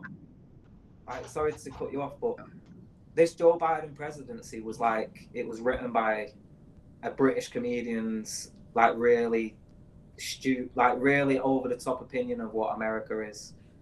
Like, is just this old man that, like, this old senile white guy. We all know he's not mentally capable. Like, he can't even dress himself anymore. Like, so he's clearly like being puppeted by things and people. And yeah, it's like a very, very accurate. That's awful, but it's funny at the same time. Yeah, and I thought you couldn't get worse than Trump as like a character in like oh yeah, this is so American. Like, but yeah, you outdid yourselves. We outdid ourselves. Yeah. Let's see what Kamala brings, if she wins. Come on now, don't wish that on us. I know. Well, yeah, I don't want to wish it on the world. Like, if I'm just going off the past 4 years, like, I want less war. That's all I want. This presidency, that's all I want. Because I'm a citizen of the world. Like, I'm very selfish. I'm not a citizen of America, so I don't really care what kind of social upset he might bring about in America with the stuff he says. Yeah, from my selfish point of view, right. I care more about the world, and he seems like he's going to cause less wars than the current one. So yeah, that's a big sticking point for me too.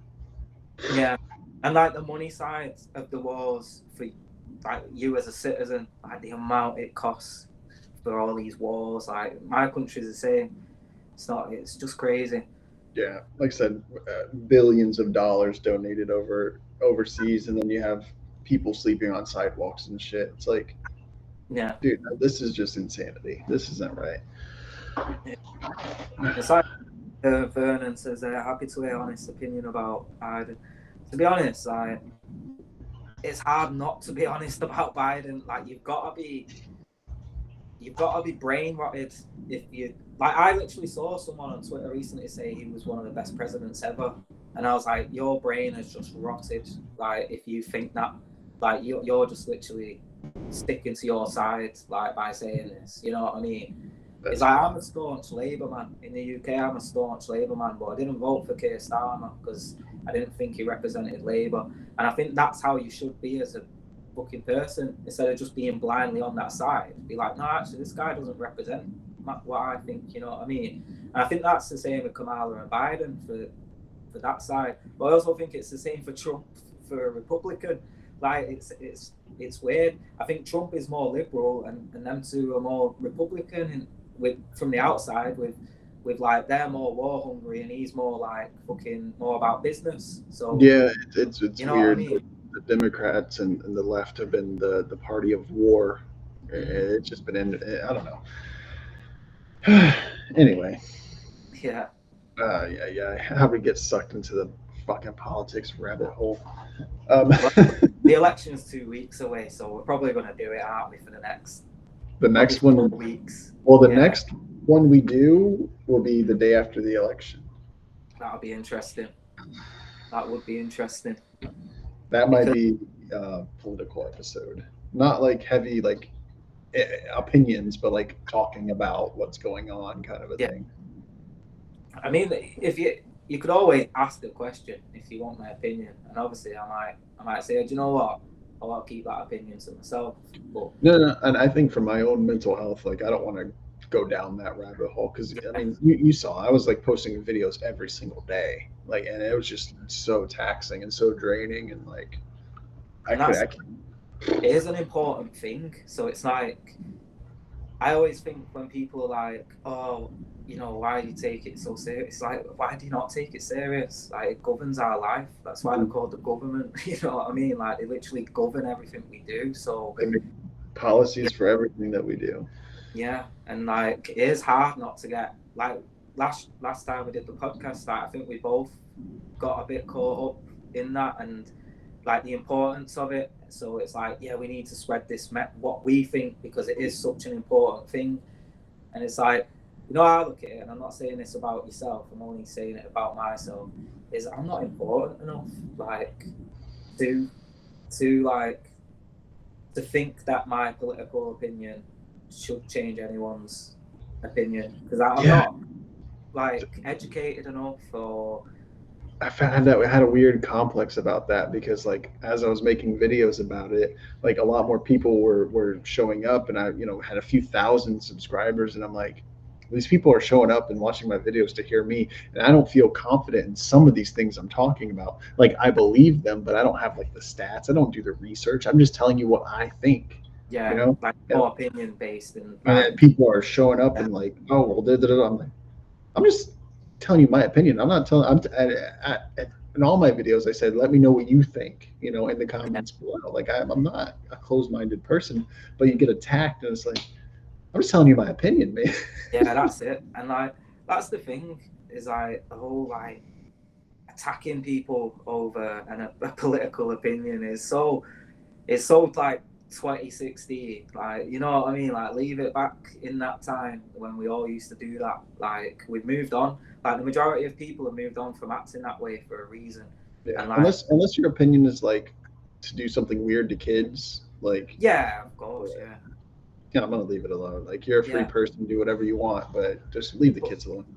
yeah, but like for instance in America I think the Lib Dems have kind of shot themselves in the foot by being so tribalistic to where I think they turned the the young, what's the voting age in America, is it 21? 18. 18. So I think the 18 to 21s are mostly Republican from what I see. Yeah, like on social media and stuff. Like they Uh, seem mostly I would argue behind that. Trump. Well, that's just what I see from the outside. Sure.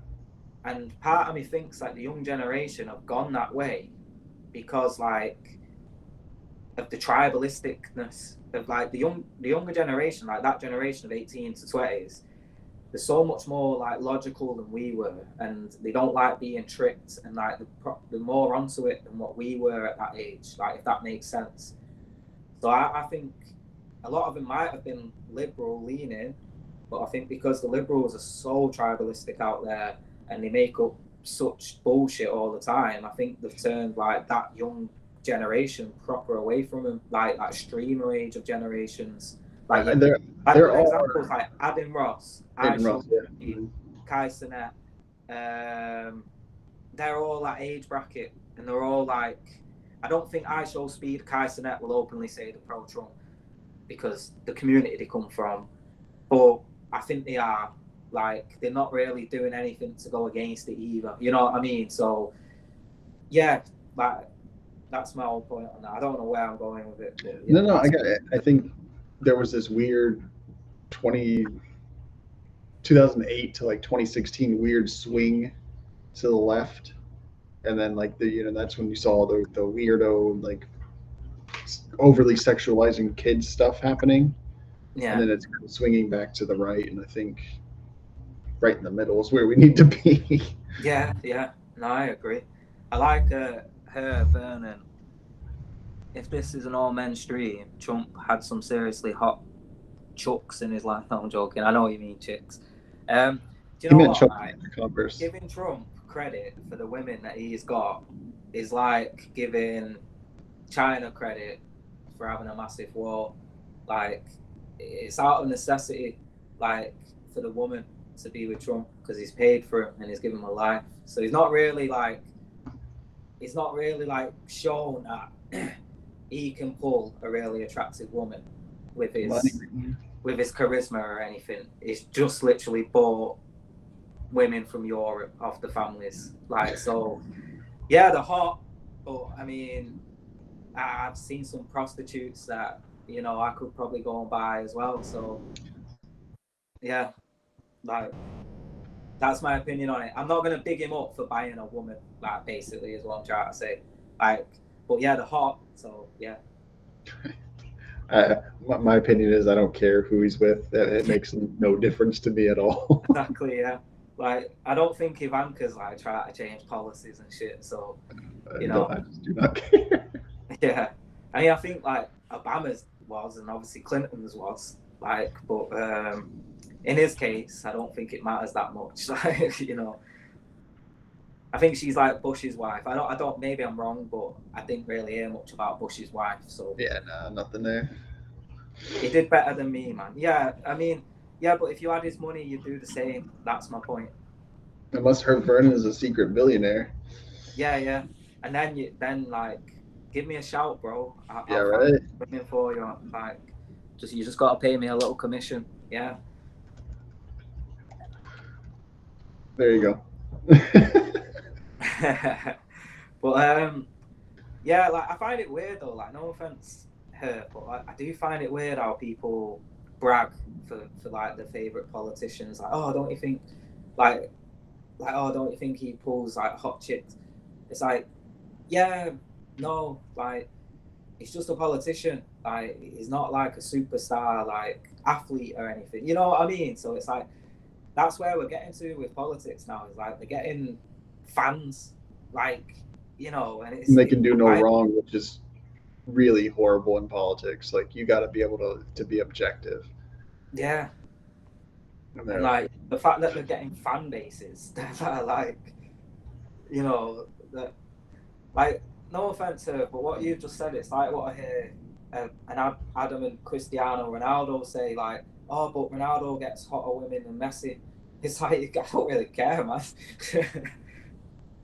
Yeah, I don't know. Like, I wish, man. You know why I wish? Because my wife's been annoying and I want to slap her. No, I'm joking. I smoke marijuana, so I don't feel I'm going to try and cram that on everything. I was like, this is great. Oh, jeez. Yeah, you can tell I watched your videos, yeah. Because, you know what's funny, yeah, is he's constantly, like, making up stuff about Ngannou right now, yeah. So it's like, you know what, Dana? I'll use your actual words against you. Like, you know, I'll do what you're doing about someone, but I'll actually use you saying it. Like, whereas you can't do that with Francis. Yeah, that whole situation is unbelievable. Because, like, I wonder, because Dana's not outright saying it. Like, what triggered his such emotional response saying that Ngannou is a bad person? Like, oh, he plays a good person on TV. I wonder what, like, triggered that. Was it just the money thing and that he didn't want to fight for the UFC? I don't know, man, because, like, in the context of everything, to not drop it, like, I know, like, enemies are enemies no matter what and all this, but, like, in the context of Francis losing his son, and, like, you'd think, like, he'd just, like, knock it on its head for a year or something. Like, you know, if he does want to carry it on, like, give it a year or something.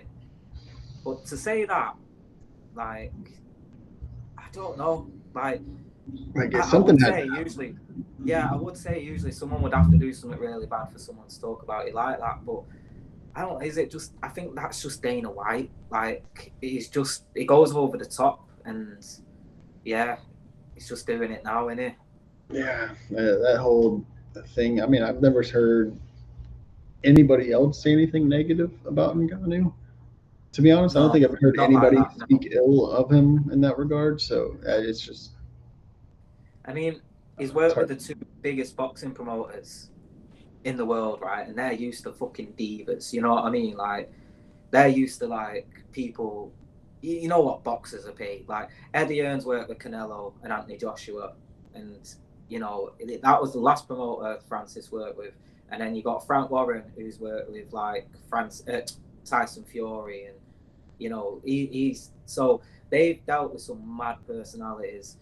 They had nothing but good things to say about Francis. So I just can't see where he's getting this from, other than he knows that Francis, in everyone's opinion, has kind of won the situation, and he's just desperate to claw something back out of competitiveness. But it's pointless now. Yeah, and I also wonder where he gets off saying that Francis would have made more money had he stuck with the UFC because he made more in one fight than he did his entire career. Yeah. Like that's illogical. It's completely Like, illogical. we just broke down how many fights Alex Pereira would have to do to make what Francis just made. Like, we're not stupid. Yeah, there is a lot of stupid UFC fans out there that will just blindly like UFC listen pays to him. Dana. Yeah, and I get that. So that's who he's catering towards, right? But even the stupid ones should realize, like, you just look at Anthony Joshua. What did Anthony Joshua make in his last fight? Oh, 150 million. That's just an off the top of my dome thing, yeah? Like, oh, so what? You don't think Francis made something in the vicinity of that? You know what I I think he mean? made Like, like 50 mil, right, in the last one or yeah, something like insane. yeah, like, so, and that's not even a big AJ fight. That's just not just, but that's just two British guys at Wembley. You know what I mean? It's not like a Usyk, like, guy who's foreign, who's known elsewhere. You know what I mean? So, yeah, like, Francis did it in Saudi money as well. So, Yeah, I don't know. just It's illogical from just Dana now. crazy. I just pulled up Anthony Joshua, 83 million last year, on 2 fights. Yeah. So So yeah, what there Francis you is go. gonna get, yeah, like, so if you just say both of them are 40 each, then Francis is getting at least 20, at least half of what Joshua's getting. You know what I mean? So yeah, it's just mad. It's just insanity. But And he's not allowed sponsors in UFC. So how's he making extra money apart from his purse and stuff like that? So, like, there's so many variables as to why Francis makes so much more money outside the UFC than in the UFC. Because I don't know about PFL. I don't know if they're allowed sponsorships on shorts, but I know he was in boxing. He was allowed whatever he wanted on his shorts. You know what I mean? So, yeah, right. It's a weird one. yeah, I mean, it's Dana, so I guess we just got to take everything he says with a Pinch of healthy. cocaine. Yeah, healthy. There you go. Yeah. Like he says about Oscar De La Hoya. Like, I think that was a cocaine riddled fucking rant. Like, some drug was involved in all this stuff. Like, And most likely coke, because that's the drug of choice for those. well, that's the type of shit you take when you slap your wife in a nightclub. You know what I mean? I ain't ever seen no one like getting that deep with the fucking partner without cocaine and alcohol. So Yeah, yeah, something happened, but it's weird how that went away, right? it's not going away. I'm not going to let it go away, because the more time I do this stuff with Francis, the more like that video is going to get put all over Twitter, like it has done, like all this week. Like even Ariel Rouhani, yeah, is like contesting everything Dana's saying. Like, no one actually, no one that actually knows a little bit about the sport actually fucking agrees with him. It's so weird. Yeah, I don't know. But when you're, the president and the talking head and the most popular figure in your company, like people Yeah. are going to listen to you and listen to your lies and believe your lies. So Oh yeah. My dad would have believed Dana, like, because it's Dana. You know what I mean? So my dad would have been like, I would have had to explain to my dad, like, Dad is just for Anthony Joshua. Like, he's made more in his UFC career than that one fight. Like, But my dad wouldn't know the particulars of how little he probably thinks like Conor McGregor, big star, see him on TV all the time, he must get paid a lot. No, like it's not the case. Like Conor McGregor hasn't made much, you know. Like they did a thing where they broke down because of the antitrust lawsuit, I think it was. So they had to release all the figures of what they've paid fighters and stuff. Conor's actually not made much if you compare it to a boxer. Like it's crazy. I'm sure. Right, let's do that. Wait 1 sec.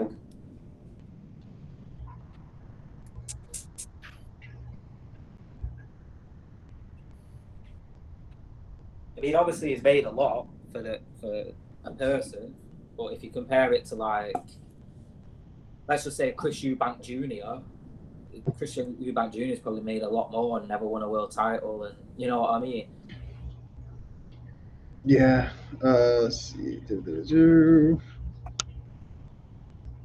bet you that Khabib pay-per-view though. I bet you there was a lot on that.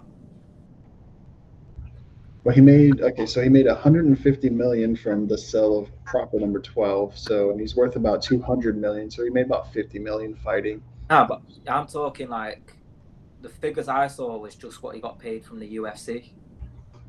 Like that's what I mean. Like Conor's obviously made loads of money outside the UFC with business ventures and stuff. But what I meant was like how much he's actually been paid as an athlete, like for UFC, you know. But yeah, like that sale of Proper 12. Only 39 million from all of his fights. I remember looking at it thinking that's crazy. Like that's one Anthony Joshua standard fight. Like and that's a full career of the biggest star ever in that sport. And then that didn't he get 10 from Floyd? Yeah, probably, yeah.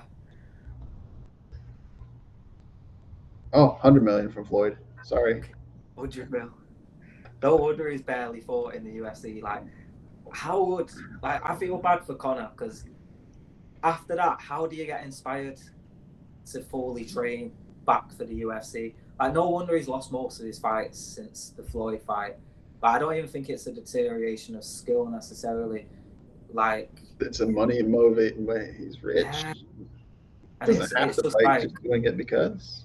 And because he's contracted to the UFC, he has to do like a certain amount of fights until he's out of contract. So it's just like, how does anyone expect him to even want to do it anymore? Like, I wouldn't. I mean, $100 from one fight. Yeah, like I expect him to want to fight again, like in BKFC, where he's making the money because he's the promoter and he's like owns the company. But like, mate, imagine turning up for the UFC after that. Like, how much? 3 million? Chump change. Yeah, and like that's the most someone's getting as well, like at the company. You know what I mean? So. Yeah, it's crazy. And then you got like Michael Chandler's just waited 5 years, thinking he's gonna get like 39 mil off this one fight. You're not, mate. You're getting like 300 grand. Like, yeah, I mean, Whitaker in that last fight didn't even make a mil, and he's a former champ. Exactly, and he was against like a fucking massive star, probably one of the most famous names in the Islamic world comes out right now. Yeah, that's crazy. I'm sure off pay-per-view points and stuff, he broke a mil, but it wasn't. Oh yeah, because base salary, you know. Yeah, he tried fucking forcing the UK to pay for that one as well, bastards. But yeah, it's interesting though, isn't it, when you actually look at Conor, what Conor's made off the UFC, like, and they always go, don't worry about Conor, he gets paid enough, and like everyone's red panty night and all this stuff. And it's such a fallacy, like when you actually look at the numbers. Like Cowboy said it. He said, I didn't make much off the Conor fight. He said like I got a bit more than the standard. Like and Thingy said it. Aljo and Maraba both said it about O'Malley as well. O'Malley, yeah, it was not. Yeah, they said it was no different than any other pay-per-view I've done. So, you know, all this stuff about me being a side is like, we'll make a comeback. Nah. Maybe as a butter bean, like in a stew. You know, speaking of Aljo, I was thinking about this, like who would be tough matchups for Ilya, Yeah, I think Aljo could give him some trouble, man. I've seen that banded about. Yeah, of course he can, man. Like Aljo's good. Like I really rate Aljo. I, I feel so bad the way how it played out with him. It's partly why I dislike Sean O'Malley a lot more. It's because I think there was some luck involved with the Sean O'Malley thing, and Sean got lucky as well on the night. And like I'm not, I don't want to take it all away from him, but the UFC was so anti-Aljo though. that's it. Yeah, I always liked Aljo. I never understood the whole like hating him for winning a title because someone illegally need him. Like I never understood why people disliked him for that. But you can so say you were mad about that. He came back and beat him. Yeah, like handedly. Like so he clearly wasn't faking it because he thought he wasn't going to win. Like because he come back and beat him handedly. That's what annoyed me. And but yeah, I think Aljo could really give Taporia a real tough night. Like now, obviously, if he gets caught, he gets caught. But I think just to that pressure wrestling and that the ability to take your back at any given moment, and his jiu-jitsu is just so good, and he'll just that's it. I'm tired. It tires you, done it, like, and you're less likely to knock someone out if someone's been on your back for like 5-10 minutes, you know. So yeah, I think Aljo, man, would be such a great matchup for Taporia. Like, it'll make an exciting fight as well, I think. I don't think it'll just be Aljo sat on him, you know what I mean? No, I think it's going to be, I think it could be good. And I think if Aljo gets past, Evolov or whatever the hell his name is. Who else is next? That's it, yeah. Both in the top. I am worried about Aljo, though, because always what he talks about regarding this fight with Evelev is that Evelev's a steroid cheat. And I always worry when people say that before the fight. It's like, are they worried they're going to get dominated? You know what I mean? So I am a bit worried for Aljo, but I would like him to win because I personally really like Aljo as a person. You know, I have a story, yeah, which is about his gym. Like, so my family lived in Ronkonkoma, Long Island, right? I could have the town wrong. Like, it could be the town next to Ronkonkoma, but that's the town I remember where they lived. And I went there for a holiday, and I was walking down like a high street in Long Island, and I saw a gym, which MMA gyms was alien to me. Yeah, so I thought it was a Muay Thai gym. So I was like, yeah, let me go in this Muay Thai gym. So I was only like 15, I think, and I've gone in this gym, and like I'm seeing guys like rolling about. So like I'm waiting for someone to come and like see me. Someone come over, and they're like, oh, you know, you want to sign up? Like, and I'm like, oh no, I'm from the UK. I'm just visiting. I do Muay Thai. I'm just wanted to see the gym kind of thing. You know what I mean? He's like, yeah, that's fine. And you know, they let me have a look around, and I am adamant that was Matt Serra. Like, now that I'm older and I saw Matt Serra on Tough years later, I was like, mate, that's that fucking little guy. Like, honestly, I am adamant it was Matt Serra. So maybe I saw Aljo rolling about like over years ago. Back in the day. Yeah, like I could be wrong about the town, but I think it was called Ronkonkoma, or it was next to one called Ronkonkoma. Like, I just remember that name, and yeah, like just a little random story. I went in as some little kid, like I was literally by myself as well, and like they were all looking because I must have looked so young, and they were all looking like, yo, like what's going on here? Like some weird little kid here. And then obviously when I start speaking, I sound like foreign. So they were like, whoa. And then I was just like, I bet they thought I was some Russian in it, like some like, send me a location, I want to train, you know. And I was just like, yeah, like, you know, I was telling them that I do Muay Thai and I was a champ at the time, so I was just telling them all about that and stuff. And they were like, oh, we need strikers and all that, like. And I was like, oh, I'm only here for 2 weeks. And they were like, well, if you want, you know, you can train. And I was like, nah, I'm on holiday, you know, don't watch. But yeah, man, I always think like what a missed opportunity that could have been, like, because I was a good striker, and if they were all wrestling based, like I probably could have taught them things at the time, you know what I mean? So they could have helped as well. That'd have been crazy. Yeah, I think about that with soccer as well. I always think, why didn't I go to America at like 15 years old? Because my knowledge of the game and my experience of the game would have just been like alien to the average American kid my age, and I would have got into a professional college, like literally with my skill set. Like, I just wish I did it. Like, why didn't I do it? Like, loads of English kids, like, they should have done that. Like, Right. That's crazy. That's a cool story. I think. I mean, I've never had that experience of being in an MMA gym or anything like that. So you have a yeah, lot. whenever I see one, I've got to go in. What's that? Like, whenever I see one, I've got to like go in the like where my ex lived, there was an MMA gym, and I kept like trying to get in, but it was always closed every time I was walking past or doing shopping. So I never actually got to go in that one. But yeah, like every time I walk past any gym and I hear bags getting hit, I'm like, oh, what's that sound? I've always got to go in, and like, I don't know why. I just, yeah, the smells of it and all that. Yeah, it's in your DNA. Yeah. I've just always, it's like if there's a football game going on, like I'll have to, like, you know, if there's a local one and I'm walking past, I'll be like, yeah, I'm gonna watch this for 5 minutes. You know what I mean? That's cool. That's kind of like me if I go to anything with like a historic site or whatever. Like, let me hang on, I got to go read the placard or whatever, like learn about the history really quick. So. Oh, I'm the same like that as well. Like, you know what? There was a salt mine in my ex's town, and it was the supplier. Like, because I read the plaque, like my ex was a bit annoyed because I was like, "Nah, I'm reading this plaque and I'm reading it all. Like, I want to know everything about it."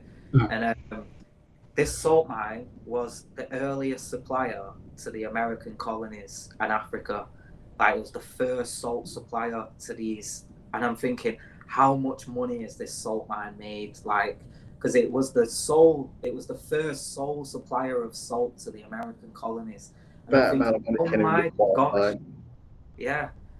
Like, must have, like, me, I bet Billions. people would try to rob them ships and everything. How much of that salt was lost going overseas? Yeah, like pirates taking it and stuff like that. Like, it's mad. And yeah, I was just amazed because I was thinking, so this salt mine is technically older than every city in America, like every single one.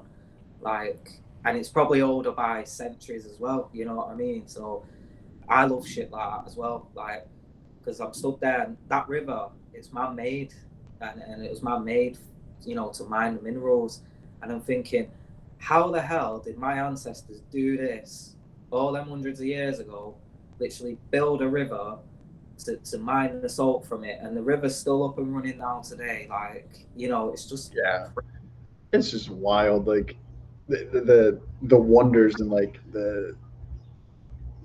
it's a different thought process, right? Because we have machines, we have things that are built for those purposes because people back in the day thought about it and helped to develop those machines. Like it's just such a weird thing now. I can't even explain like how it makes my mental faculty start roaming. Like somebody had to say, I have this problem. I need to get that salt out of that mine.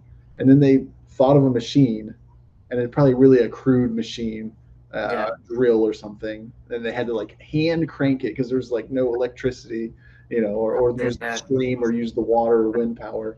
Or get like a donkey on a thing, you know, like spinning it around, like something. Like they had a problem and they fucking made it happen. And it's just crazy, that mentality of like, we need that, we're gonna make this to get it there. Like, I know, it is like England, especially. Like, if you ever look at a map of England, the amount of rivers that we have running through England, and like, I didn't know it until I was reading about that river. Like, because I just didn't assume there was many man-made rivers. I just thought they were all natural kind of thing. And then I started looking at the river systems in England, and it's so complex. Like, you can literally travel everywhere in England by the river, and because like our ancestors literally built, like, you know, rivers to get to places and to transport things to places, and it partly didn't help with the Vikings because it meant they could just come from the sea and travel all the way through, you know, on the boats and just take the towns as doing it. So, you know who taught me about the river systems and the road systems that developed in England? No. Tony Robbins. Yeah, I'd imagine so. Yeah, because he loves all that stuff, doesn't he? And the Roman stuff and that. But he had a series walking the roads of England, like the big major Roman causeways, and like talking about how the rivers made this road really important, and how they made this bridge over this part, and like useless information for me as an American, but really interesting. oh yeah, nah, I mean it's kind of useless for me as an Englishman too, because it's like stuff that happened hundreds of years ago. But I'm similar to you though. I love stuff like that. Like yeah, just anything that's like just that. If I know that it's been around for centuries, I'm just intrigued by it automatically. It's like recently my towns. It's called Sale. Um, we found well, we think we found the cornerstone to the town, which is basically the start of the town, like the mill. But the sad thing is, it's on a farm, and in the UK, if you own a farm and a river runs through it, you also own the river, like that part of the river, and the cornerstone's in the river. So we're not able to do anything with it because of the farmer won't let us excavate the riverbed. And it's so frustrating because I want to see this cornerstone. Like it's my town. Like God knows how long that was put there. Like Manchester's relatively new as a city for England, but it still will be old. You know what I mean? Super old still, old. Yeah. Yeah, that's crazy. And then those cornerstones, if they're usually put in a location that was important to the inhabitants before. So who knows what under the layers of that cornerstone, like the prehistory that's underneath. Yeah. Like well, Manchester, that's the intriguing thing. Yeah, Manchester, like even when the Romans took England, Manchester didn't exist. It was just swamps and stuff like that. So people think they were like paganistic people that had always lived there, like tribes that were kind of uncontacted because it was such hard land.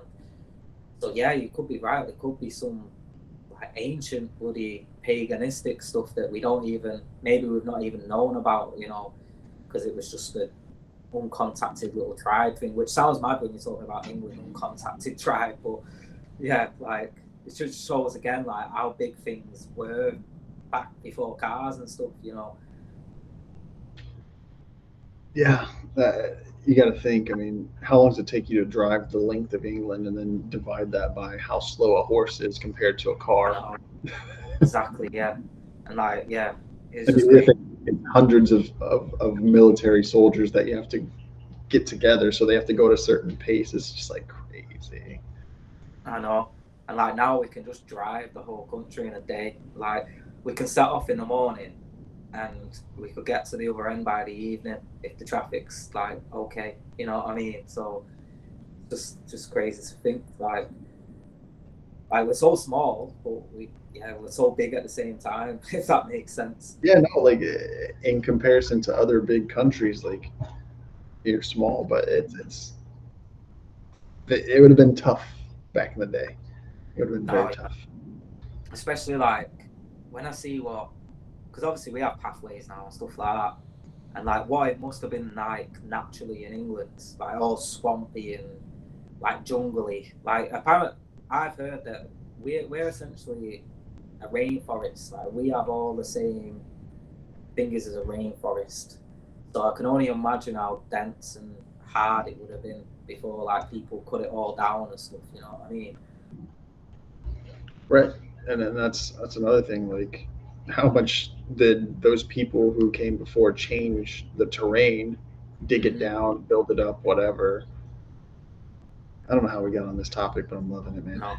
It's a cool topic though. I've always wondered so you majored in history. Okay. Was it a certain period or was it like ancient history? Because obviously you can't learn all of history, can't you? Like you'll never stop. Like, well, see, that's a joke that I have. I majored in history, so I know everything there ever was. yeah, but yeah, like. But no, my focus was ancient history. So in terms of ancient, is that like the old Greeks, Romans, Persians, yep. Socrates, like, oh, nice. That's my favorite period, like that kind of time. It really is. So do you know a lot about? Because I've never went college or anything, so I don't even know what it's like to educate myself in a college kind of scenario. So what like? So did you learn about the philosophies of like Homer, Socrates, and all that kind of stuff, or was it more about what they did? And... It was more like, I mean, my focus was military and daily life. It wasn't like my minor was in philosophy and religion, so Yeah, that was where like that was focused. But it was more like daily life, people, expansion, and war, if that makes yeah. sense. So Alexander the Great was like, Oh, for yeah, sure. he's Oh, yeah, my, absolutely. yeah, same here. I want to call my kid Alex, like literally, not even joking. Alexander the Great and Napoleon are like two of my people I look Yeah, up to as far as if you look up to a fucking historical military dictator. yeah, maniacal fucking like if they existed today, they'll be looked at as like Hitler. But Yeah, like for what they did though, it was such a like, especially Alexandra, like he was so the young. Hellenistic culture just spreading like you know Yeah, Greek culture and that the idea of democracy and it wasn't really democracy because they had a king, but like that idea of yeah, everybody being like equal, being a part of it. integrating. It's like I Yeah, don't know. You might be able to correct me here, but I always heard a story about when he conquered Egypt, he made his soldiers marry Egyptians just so they could integrate into each other's cultures. So basically, it's like you won't be able to hate them blindly because your child will be half of them, kind of thing. You know what I yeah. mean? The cool thing that he did too was like he would leave legions of soldiers in those areas that he conquered and then take the soldiers that that region already had, so like their native soldiers, he would integrate them into his army, so his Yeah, army was mixed, so you'd have the native Greeks, the Macedonians, in those places like in Egypt and India and whatnot, so yeah. he would make them integrate into that society, he'd leave them behind, and then he'd integrate those people into his army, so it was this big He mismatch, was so and forward thinking, wasn't he? Like, that's why I don't know if you're familiar with some of the things, but like the people think he was poisoned because the Greek soldiers were like didn't want this. They wanted their yeah. Greek No, I've heard. power. Yeah, it was like he's too foreign. He's too like influenced by foreigners. He's not Greek anymore. His wife, Yeah, obviously, he took what Darius's wife as his own. He mm-hmm. married, a Persian princess or queen or whatever. So they didn't like that very much. They wanted No, Greek pride. So yeah. I here he like. is. I think it's Alexander again, but the story about when he discovered Persia and when he saw the men on elephants and he thought it was one being and he thought like that India. part of the world was like full of minotaurs because he Yeah, saw India. men on elephants. Yeah, Yeah, yeah. I always love that. I always think you probably would think that though if you never saw an elephant before and you never saw a man riding an elephant before. Yeah. Probably not going to differentiate the guy on top with the thing below. You know what I mean? I love Alexander the Great. My favorite Alexander the Great story. I'll leave you with this. You know that you've heard of the Gordian knot, like the Yeah, untieable knot. Nobody yeah. knows how to untie it, and obviously his solution was just to cut the fucking knot. Just logic. He's like, what? You can't undo it. Yeah, boom. Yeah. I've undone it. There you go. Yeah. Like, you know what? My love for Greece comes from my granddad because he served in Greece in the army when Greece and Turkey were having like, well, I think they've always had conflicts. Like even back to Alex days, they've had All the way conflicts. back. Yep. Yeah, because like Troy was Turkey. You know what I mean? So yeah, so he was in I think it was Crete, Okay. and he was part of. He built the roads out there and the railway with the British Army. So he was also an engineer, and he'd always just tell me about Alexander the Great and the gods, like because I think Crete was the island of Zeus. It was one of the main gods. So he'd always talk about Crete was where the Minotaur was, right? it, possibly. Like I The can't remember everything now, but labyrinth, I think, was on Crete. yeah, I can't remember exactly, like, because it all gets muddled up. But yeah, he'd always used to just tell me stuff about the Greeks, like the gods and Alexander, and yeah, because I think, like, obviously, when it must be weird for him because he's like the powerful army figure, and the Greeks are like the poor kind of people that need help, which you know, all the stories he tells me, it's the total opposite. The Greeks are the powerful army figures, and Yeah, you know, I know Greece was bad. I mean, they're still pretty bad off as far as economics, but they were horrible for a while there. And like after the war, they were just totally fucked. So that makes sense in the time frame that your grandfather would have went there. yeah, he lived there, man. Like, he had to live there for a while. I think he married my gran and then went there, something like that. Like, you know, they're crazy in them days. But yeah, so that's where my love for like ancient Greek history comes from, and like especially Alexander, because I think obviously in the military, I think you're just going to talk about Alexander the Great a lot, especially while you're in Greece. But you know what I always found mega impressive is the fact that he was from what's the country called now? It's like Macedonia. This is such a small little country. Like, it's not like he was from mainland Greece or anything like that. But the fact that he managed to take the whole empire and then expand further, it's just and the crazy fact is like his influence was felt all the way up into Roman times, I can 300 imagine. plus years after he died, because obviously he put the leader in charge of Egypt, Yeah, and that was his great great great great granddaughter Cleopatra. yeah, that's It's mad. crazy. And then she had an Wait, affair with Julius Caesar. So it's like so this. I never actually put. I always knew Cleopatra was Greek, right? But I never actually put that together with Alexander the Great. So she is actually his great, like. No, she Ptolemy was a general under Alexander. He put Ptolemy in charge of Egypt and Ah, Alexandria. Like, you are the ruler of Alexandria. He left him behind. He's one of those guys that got left behind to govern. So Ptolemy is like the great great great grandfather of Cleopatra. okay, that's mad. So isn't history amazing that we can track stuff? Like, it's so crazy. Like, way before Jesus, and yet we know who Cleopatra's dad was. You know what I mean? It's just mad. Like, not even dad, we know who her great great ancestor is. Yeah, But yeah, like, he was a I can talk about, Macedonian. yeah, I can talk about Greece all day. Like, even like Atlantis, it coming from, like, I think it was Homer or Socrates. His grandparents were Egyptian, and he always got told about this great place, Atlantis. So he went to Egypt himself to kind of learn more about it. And I always found that madly intriguing as well. The fact that I mean, there's a theory that I can't remember, somewhere in the Greek islands around Crete, there was an island that sunk into the sea, and that could be the basis for Atlantis. I can't remember. It starts with the M. I don't remember. I saw that, yeah, I've seen that theory as well. I can't remember what the island was called, but It yeah, starts with like an M. they do think that might have been around just before the ancient Greek times as well when that happened. So And then their stories ancestors, were told. yeah.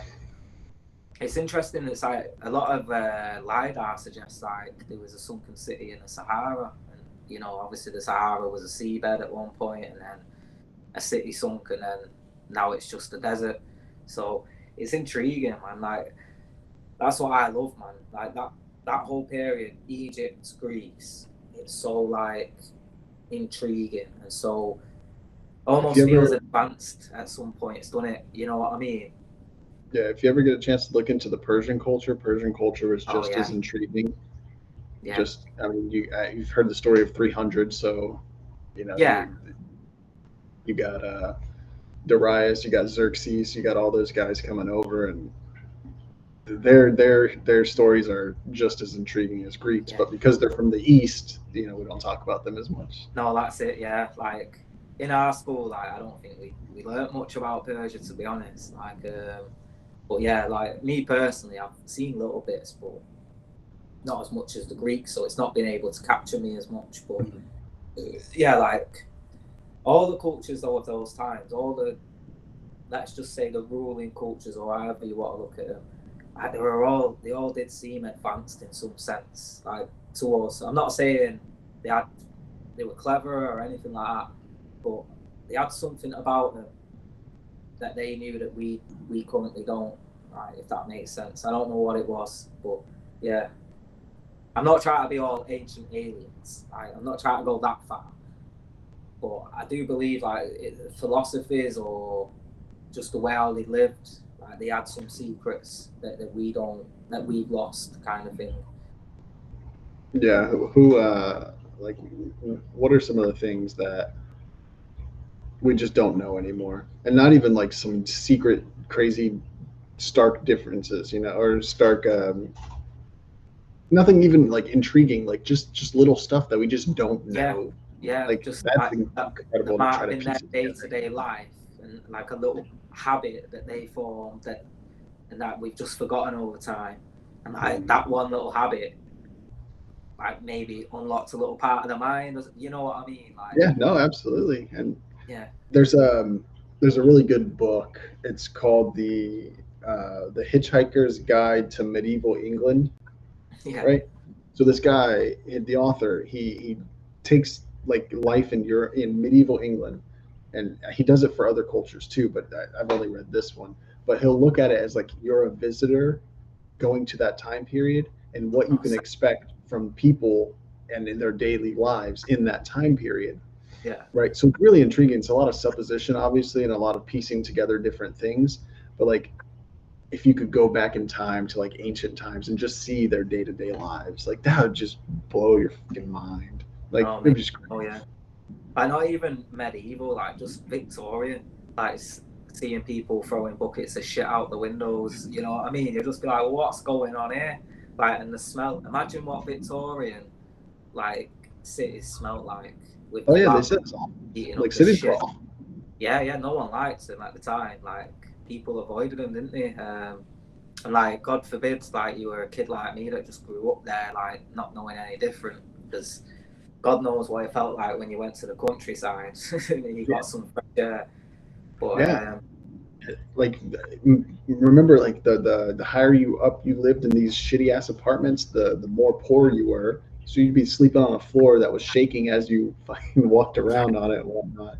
Like, it's just, yeah, I can't even bad imagine. times in it. Yeah, it's like one of my other favorite periods of history is when your country was getting like discovered by Europeans, because I always think like that as well, like how hard it was for those people coming from what would be first world countries of the time to literally go into nothing, like literally nothing, and then restarting. Like I love that period, like one And of my like, favorite they were, periods. it's not like they were craftsmen and No, farmers. Like, they yeah, just had to figure that shit out. Well, steal it from Native Americans, but like figure it out, you know? yeah. Have you ever watched the TV series Yellowstone, but the ones that go further back, like so it's like 1864 or I've heard of Yellowstone. I've never watched it. I think you'd like it if you like that period of time. Not Yellowstone because that's modern, like that's based in modern times. But the ones where they go back to certain years, like 1863, and then you've got like 17 something, though they're awesome because they really capture like what it must have felt like. Like there's a group of Europeans that go over, and not don't want to spoil it too much, but essentially they pay like a guide to take them from the coast to like I don't know, let's just say like Indiana, something like that. In fact, I think that's where they end up staying, Indiana. But they wanted to go further. But the Europeans obviously had no idea of like how to get clean drinking water, how to like sustain your food for longer, how to like just be sanitary enough to live that life and not all catch diseases and stuff like that. Like, and it's just mad to think like how the first settlers that went out there had to learn all this shit and then pass it on. Like, you know, like they must have been so hardened people. Yeah, just adventurous, just hardworking, willing to do the work, and if you don't do the work, you die. Yeah, Like, that's that's a, it. No two ways. oh, and it's like you couldn't be lazy, you couldn't be content because you just No, don't know what's next. that's it. I mean, We have such a if you privileged had a life. talent, you might get away with being a bit lazy if your talent was entertaining enough. You know, little things like that. So, like obviously, like all parts of society, like there might be a guy who's really good at playing guitar, and that helps everyone sleep at night. So he might get to stay up all night strumming his guitar and then sleep through the day while they travel, kind of, you know. But it's little adaptations like that, innit? That you think it's just crazy how they manage to do it. All while as well, and I'm not saying this like they're bad people, but all while having people that are from that land like desperate to kick you off the land as well. You know what I mean? So, and then you've got the European issues, like so a bunch of French people are out there, and then there's a bunch of English people out there, and then there's a French war going on against the English. And what do they do now? Do they hate each other now, or is it right? like now They're just trying to survive, but they're also trying to like. But they're still patriotic for the motherland, you know. So just wild, man. Must have been so hard. Must have been so hard. I'm glad we got on this topic. I really am. It made my night.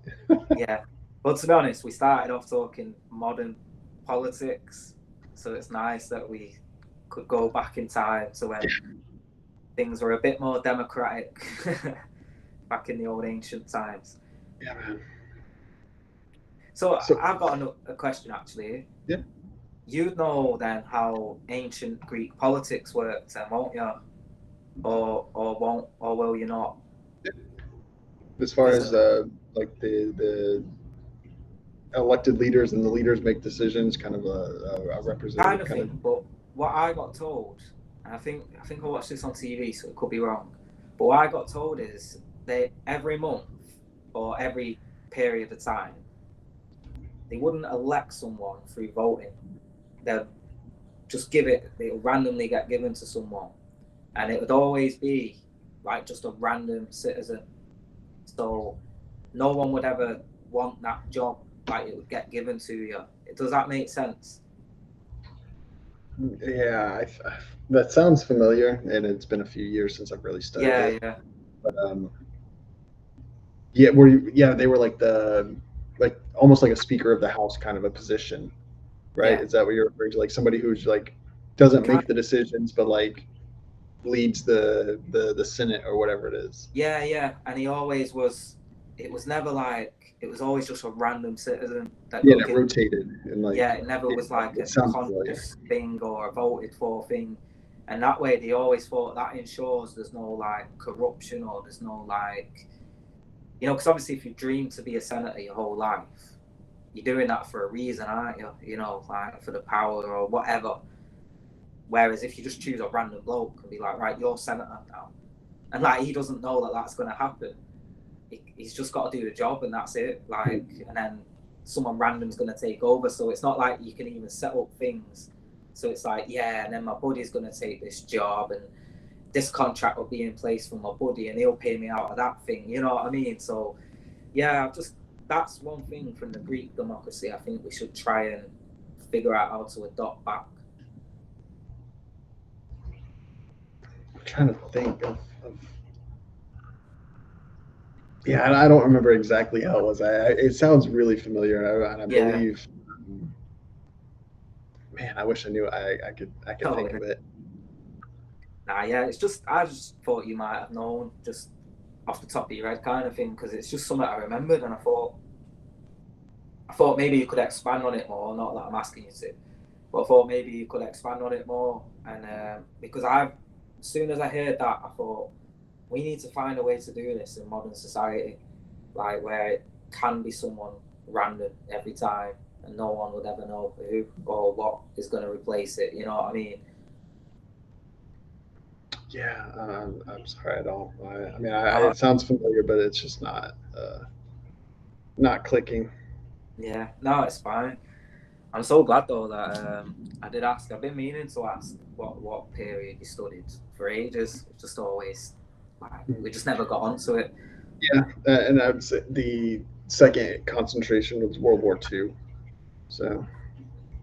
What do you mean by second concentration? Like my second area of study. Oh, sorry. Yeah, I thought you meant like you only studied like the second half of World War II. No, yeah, you're good. I was gonna be like, no, specifically the leaders. Yeah, So man, that was a bit of a head fuck, wasn't it? it was interesting, especially because there's a book and it's probably thicker than my fist. Yeah. It's called Hitler and Stalin, and it's their lives compared, All like right. date by date, and like it's so weird how many similarities their lives had, man. Yeah. It's Oh, weird. yeah. I do think that kind of stuff happens, doesn't it? Like I think a lot of the leaders at that time were very similar to each other. Like Churchill, like they're all, yeah, they all were kind of just dictators. Like they just didn't care. You know what I mean? Kind of thing. Yeah, So it goes back even before they became dictators. Like their upbringing, how like they were, like Hitler didn't have a dad, and Stalin's dad was gone, and like it's just this whole weird thing, man. They're yeah, both raised I by know. their moms, and it's just weird. It's like Like they both obviously had the balls blew off in World War I. Hitler obviously was from Vienna, and then you have Yeah, Stalin from Georgia, so they're both from these small provinces Illinois, just outside. of where they governed. Yeah, Yeah, it's that's just another thing. Like it's it weird. always Weird. winds me up that people call Hitler German because he's not. He's fucking Austrian, and it's always wound me up. I actually got kicked out of a class in school because the teacher kept calling Hitler German, and I said he's not German, he's Austrian. And this teacher was like, no, she was just adamant. Yeah, that I mean, it was a guy, so he was just adamant that I was wrong. And I was like, no, honestly, it was just before Google and all that, so I couldn't pull my phone out and just Google it. You know what I mean? So he carried on teaching, and for 10 minutes while he's teaching, I'm fucking rifling through this historical book. And I found it. I've gone, look, see, Hitler born this day, Austria, to Austrian parents and all this. Vienna, And he, Austria, yes, sir. yeah, he refused to accept it. He kicked me out of the class and everything. Like, I was fucking well pissed off. I still remember it to this day. Those are good memories, man. Good memories correcting your Yeah. teacher. Because I wouldn't mind, but he was old enough to where he would have been in the fucking war. So it's Yeah, like, you should know this shit. know Like, thy enemy. fucking dad.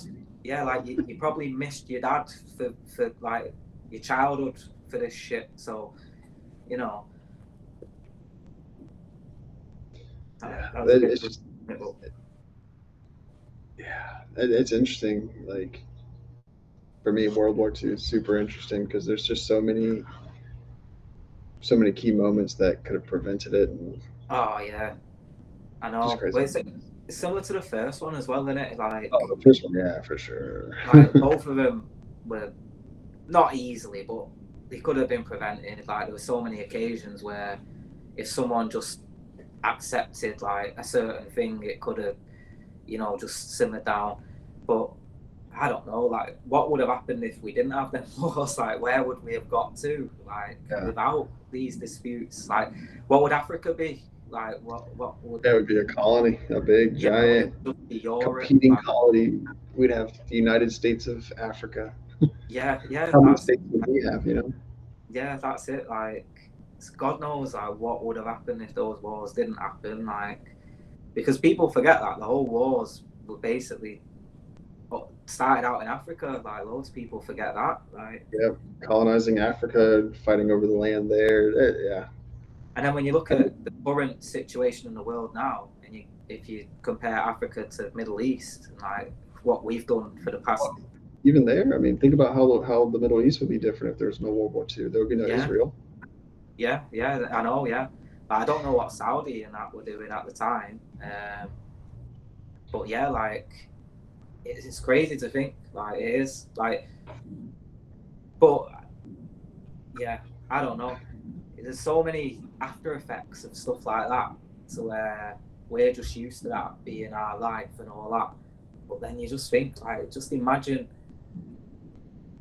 like, I don't know, like, what would have happened? Like, would Hitler have just steamrolled everyone? And like, we just don't know, do we? Yeah. Like, or would we have steamrolled everyone, or would have Stalin steamrolled? Like, Yeah.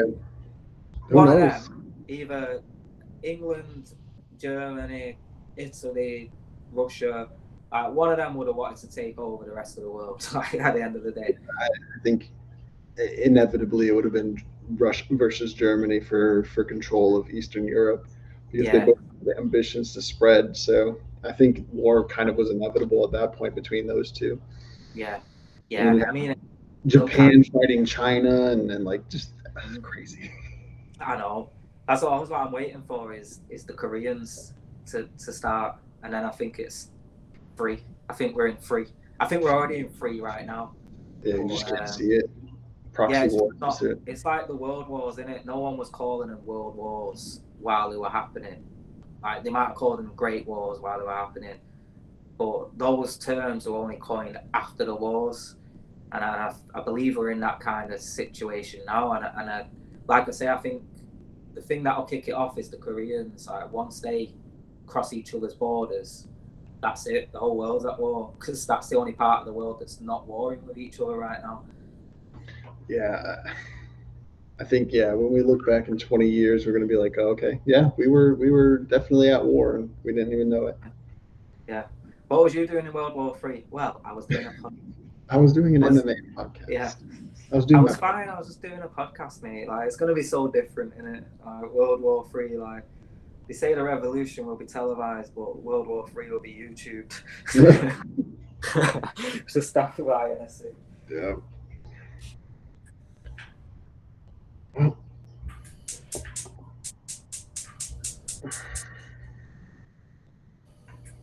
you lighting a cigarette off a stove? Yeah, forgot to bring the light down. Going old school. Yeah, old gas Another- stove. No singes. But yeah, it's fucking. It's mad, isn't it? When you look at it, like. But you know what? I think though, I wouldn't be talking like this if it wasn't so late. Like my mind always wanders into world conflicts and problems. Yeah, I think I'll let you sucker me in because I'm tired too. Yeah, but No, it was a good discussion. I like it. I enjoyed the history talk, so I appreciate no, that. I did, to be honest. Like, I was getting a bit worried when we were talking about Trump come out and all that because I thought, oh, we're just gonna go. Here we go again. Yeah, hard not to, innit? It's hard not to like, just say what you think, kind of thing. And I thought, oh, have we stepped into that realm now? And the election's coming up, but you know what? I can just see. We'll talk about it for the next month or so because it'll be relevant. But Yeah, I just don't want it to be too deep. I want it to be Yeah. like lighthearted, kind of like it was today. We didn't really get that deep into it, so yeah, that's it. Yeah, like I'll always make fun of politicians. I'll never not do that because that's the whole point. So if you're a fanboy of a politician, don't ask me my opinion because I'll notice you're a fanboy and I will say some stuff. But either way, like it has been fun. Yep. We've literally, how many centuries have we gone through? Millennia. Yeah. We are 2 from millennia. ancient Greeks. Yeah, like 2.5 millennia.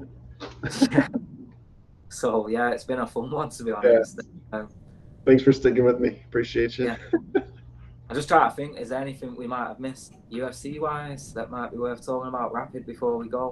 Or There's a horrible, boring card coming up with the stupid bout order where they have ranked fighters on the prelims and not ranked fighters on the that's main weird. card. That makes no sense. I was looking at the card. I was like, oh, what? That doesn't make any sense. And I it's a minor thing, but it's like if you have ranked fighters, put them on the main card. Like, yeah, I mean, why? If you're gonna do a top 15, you might as well. Yeah, that's it. Like, what are they ranked for if they're not like some of your best fighters that should be at the top of your card? Like, yeah, that's a weird one, isn't it? Try to think, what's the next big one coming up then? Jones, Stipe. Is that really the next big one? Yeah. 16th, I think. Oh gosh. Or the 9th. It's Chandler fighting on that day, isn't it? Yeah. Yeah. Sorry, I'm fucking going on about it. November 16th. Fuck Michael Chandler. Yeah, fuck Michael Chandler. Yeah, I look forward to that one. Yep. That will be. I don't look forward to like. The only reason I'm looking forward to the Jones one is that there's a very, very slight chance that Stipe would win, but I just don't see it. I just can't see it. So. Well, here's my hope. We're 2 weeks out, right, from that fight. 3 weeks out. Stipe says he doesn't want to do it anymore. Aspinall says I'll jump in. John Jones runs away. John Jones versus Tom Aspinall. That's what I want to see. But you know why this won't happen? No, it won't happen. Because the reason why Tom is the interim champion right now is because was it Pavlovich was short notice for the first time they arranged Stipe John Jones. Stipe pulled out. John didn't want to fight Pavlovich, so he's definitely not going to fight Tom. Right. So, yeah. Yeah. I want that to happen. Like, in all honesty, right? Get to fight day, and if Stipe pulls out on the actual day of the fight with the pressure of everything, that might do it. But I think if John Jones has more than 24 hours to think about being locked in a cage with Tom Aspinall, he's not doing it. Like, he's just not going to do it. And, like, I'm not even saying that bit to people like, you got to attack John Jones' pride, yeah, to try and get him to fight. I'm not even trying to attack his pride by saying that. I'm just attacking his logic. I think John Jones is a logical human being, and I think he's very good at studying fights. And I think every time he tries studying that fight with him and Aspinall in his head, he wakes up. See a way. Wakes up from a nightmare. And because how does he out wrestle Tom? Like, I don't know how he out wrestles Tom. Tom's like so big, like, but also naturally big. Like, John Jones is big as well, but Tom Aspinall is like a rugby player big. Like, he's from Wigan. Like, they're all rugby player built out there. So how do you wrestle that? I don't know. Yeah. But John Jones is amazing. So if anyone can, it'll be him. Yeah. I mean, he dumped Daniel Cormier on his head. Exactly. And he's a big lump as well, you know. And, like, when you're smaller, you're harder to lift up if you're fatter, you know what I mean? Like, because you got a good low centre of gravity. Exactly. Yeah, so, yeah, fuck knows. Like, that's a good point, actually. He probably could do something against Tom. But then again, though, like, with the improvement of MMA, is Tom's skills comparative to DC's now with... Yeah, that's another thing. But I think one thing that a lot of people overlook is, like, John's clinch game is really good. Yeah. He does those elbows are fantastic, and then he uses those elbows to get you backed up against the cage. I'm gonna guess Aspinall's like comes from a... Well, this is a guess, but I'm gonna guess he's come from some Muay Thai and kickboxing, being in the UK. Yeah, so, you would assume so, right? Yeah, so I'm gonna guess he's gonna be quite well versed in the clinch as well. So yeah, it's intriguing because I don't know if you know this, but Tom Aspinall's dad is one of the leading BJJ experts in the UK. No, I don't know. Yeah, he's trained like generations of people, like, you know what I mean. So apparently Tom's not really flexed it, but apparently people say he's world class with his jiu-jitsu. And, like, I might just be glazing him here by saying this, but... Well, I saw he was training Tommy Fury on the mats. Yeah, kicking him in his legs and that as well. Yeah. Funny. That was another rabbit hole, I said. Yeah. Well, do you know what? It's quite good with Aspinall because he actually has a TV show on TNT at the moment. So there's a lot of content for him, like, to get caught in a rabbit hole. Yeah, I buzz off the guy, mate. Like, I started out the podcast pretty much saying this, and I'll end it. I fucking buzz off Tom Aspinall. Well, I'll end it by saying, fuck Michael Chan. Yeah, me too. Fuck you, Mike Chan. And I was gonna say, you don't even deserve the keel and the lurp. You're just Mike Chan. So you cut out. Oh, I was gonna say he doesn't deserve the keel bit at the end of Michael, and he don't deserve the so he's just Mike Chan. Yeah, because that the end of Michael looks too much like Chael, and Chael's too much of a good talker for you to have that in your name. And only that what I've just come up with is only something probably Chael could come up with himself. So I'll give myself credit for that.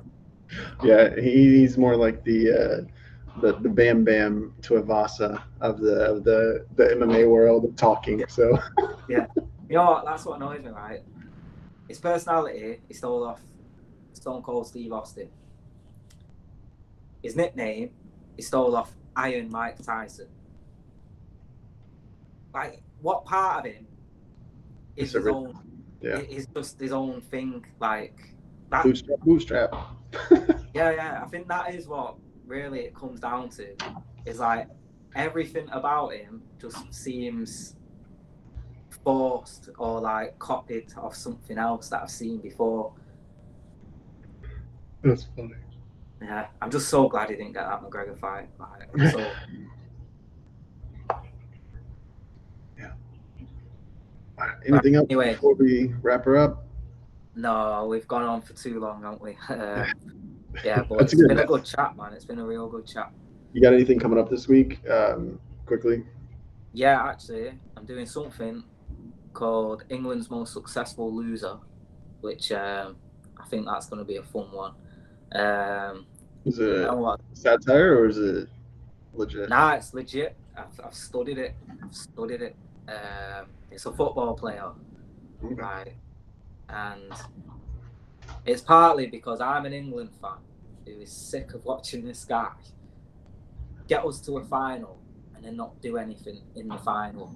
Like, and I started realising, I thought, I've watched this guy in about 3-4 finals, and every time he's not done anything. But the English press act like he's the best thing ever. So I asked AI to study every time he's been in a winning situation, like either in a league situation where he could have won the league if his team kept winning games, or in a cup where he's in a final and if he just scored a goal, his team would have won. You know what I mean? AI couldn't find anything where he won in any situation. But you know what was annoying? AI framed it like it was all the defense's fault, and he framed it like it was all because like his team wasn't. And I was like, why are you so biased towards him? And even they couldn't answer. Yeah. So they were like, because when I said it, I said, why are you so biased? Like, is it not a coincidence that every time this one player is in a final, that the team that he's in doesn't win? I said, surely that's more coincidental than it being, oh, the defenders were bad on this game and this guy was injured on this game. And even AI agreed with me. They were like, oh, actually, yeah, you're right. You are right. I don't know why we were being biased like that. And that's what annoys me. Everyone's biased towards him. No one sees that he's such a fucking loser, and I'm tired of it. So I'm doing a whole video about it. All right. I look forward to it. I don't know who you're talking about. Biggest loser. We'll see.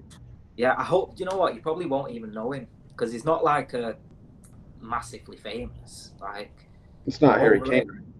It's what? It's not Kane. Kane? Who's that? Harry. Might be. Could be. No, it definitely is. It's Harry Kane. England's most successful loser, Harry Kane. The only man that can go to Bayern Munich and then Bayern Munich not win a trophy that year. Like, Bayern Munich won the trophy 14 years in a row. Harry Kane joins. They don't win one trophy. Oh, but apparently it's all the defence's fault. England gets to 2 finals. Don't win one. Oh, but apparently it's all the defence's fault, not the goal scorer who fucking should score the goal to win the game. No, it's the defense's fault. You're the striker, bro. You're supposed to score. Yeah. Like Spurs, right? You know, like I told you about that time when Leicester won the league and it was like 500 million to 1. Spurs were winning that outright. Like they were leading that league by miles. For whatever reason, they just started losing. And then Leicester took the league off him. Like there's so many occasions like that where there's a crunch time and he just goes missing. Like, and it frustrates me because no one ever looks at Kane. All right, I'm gone.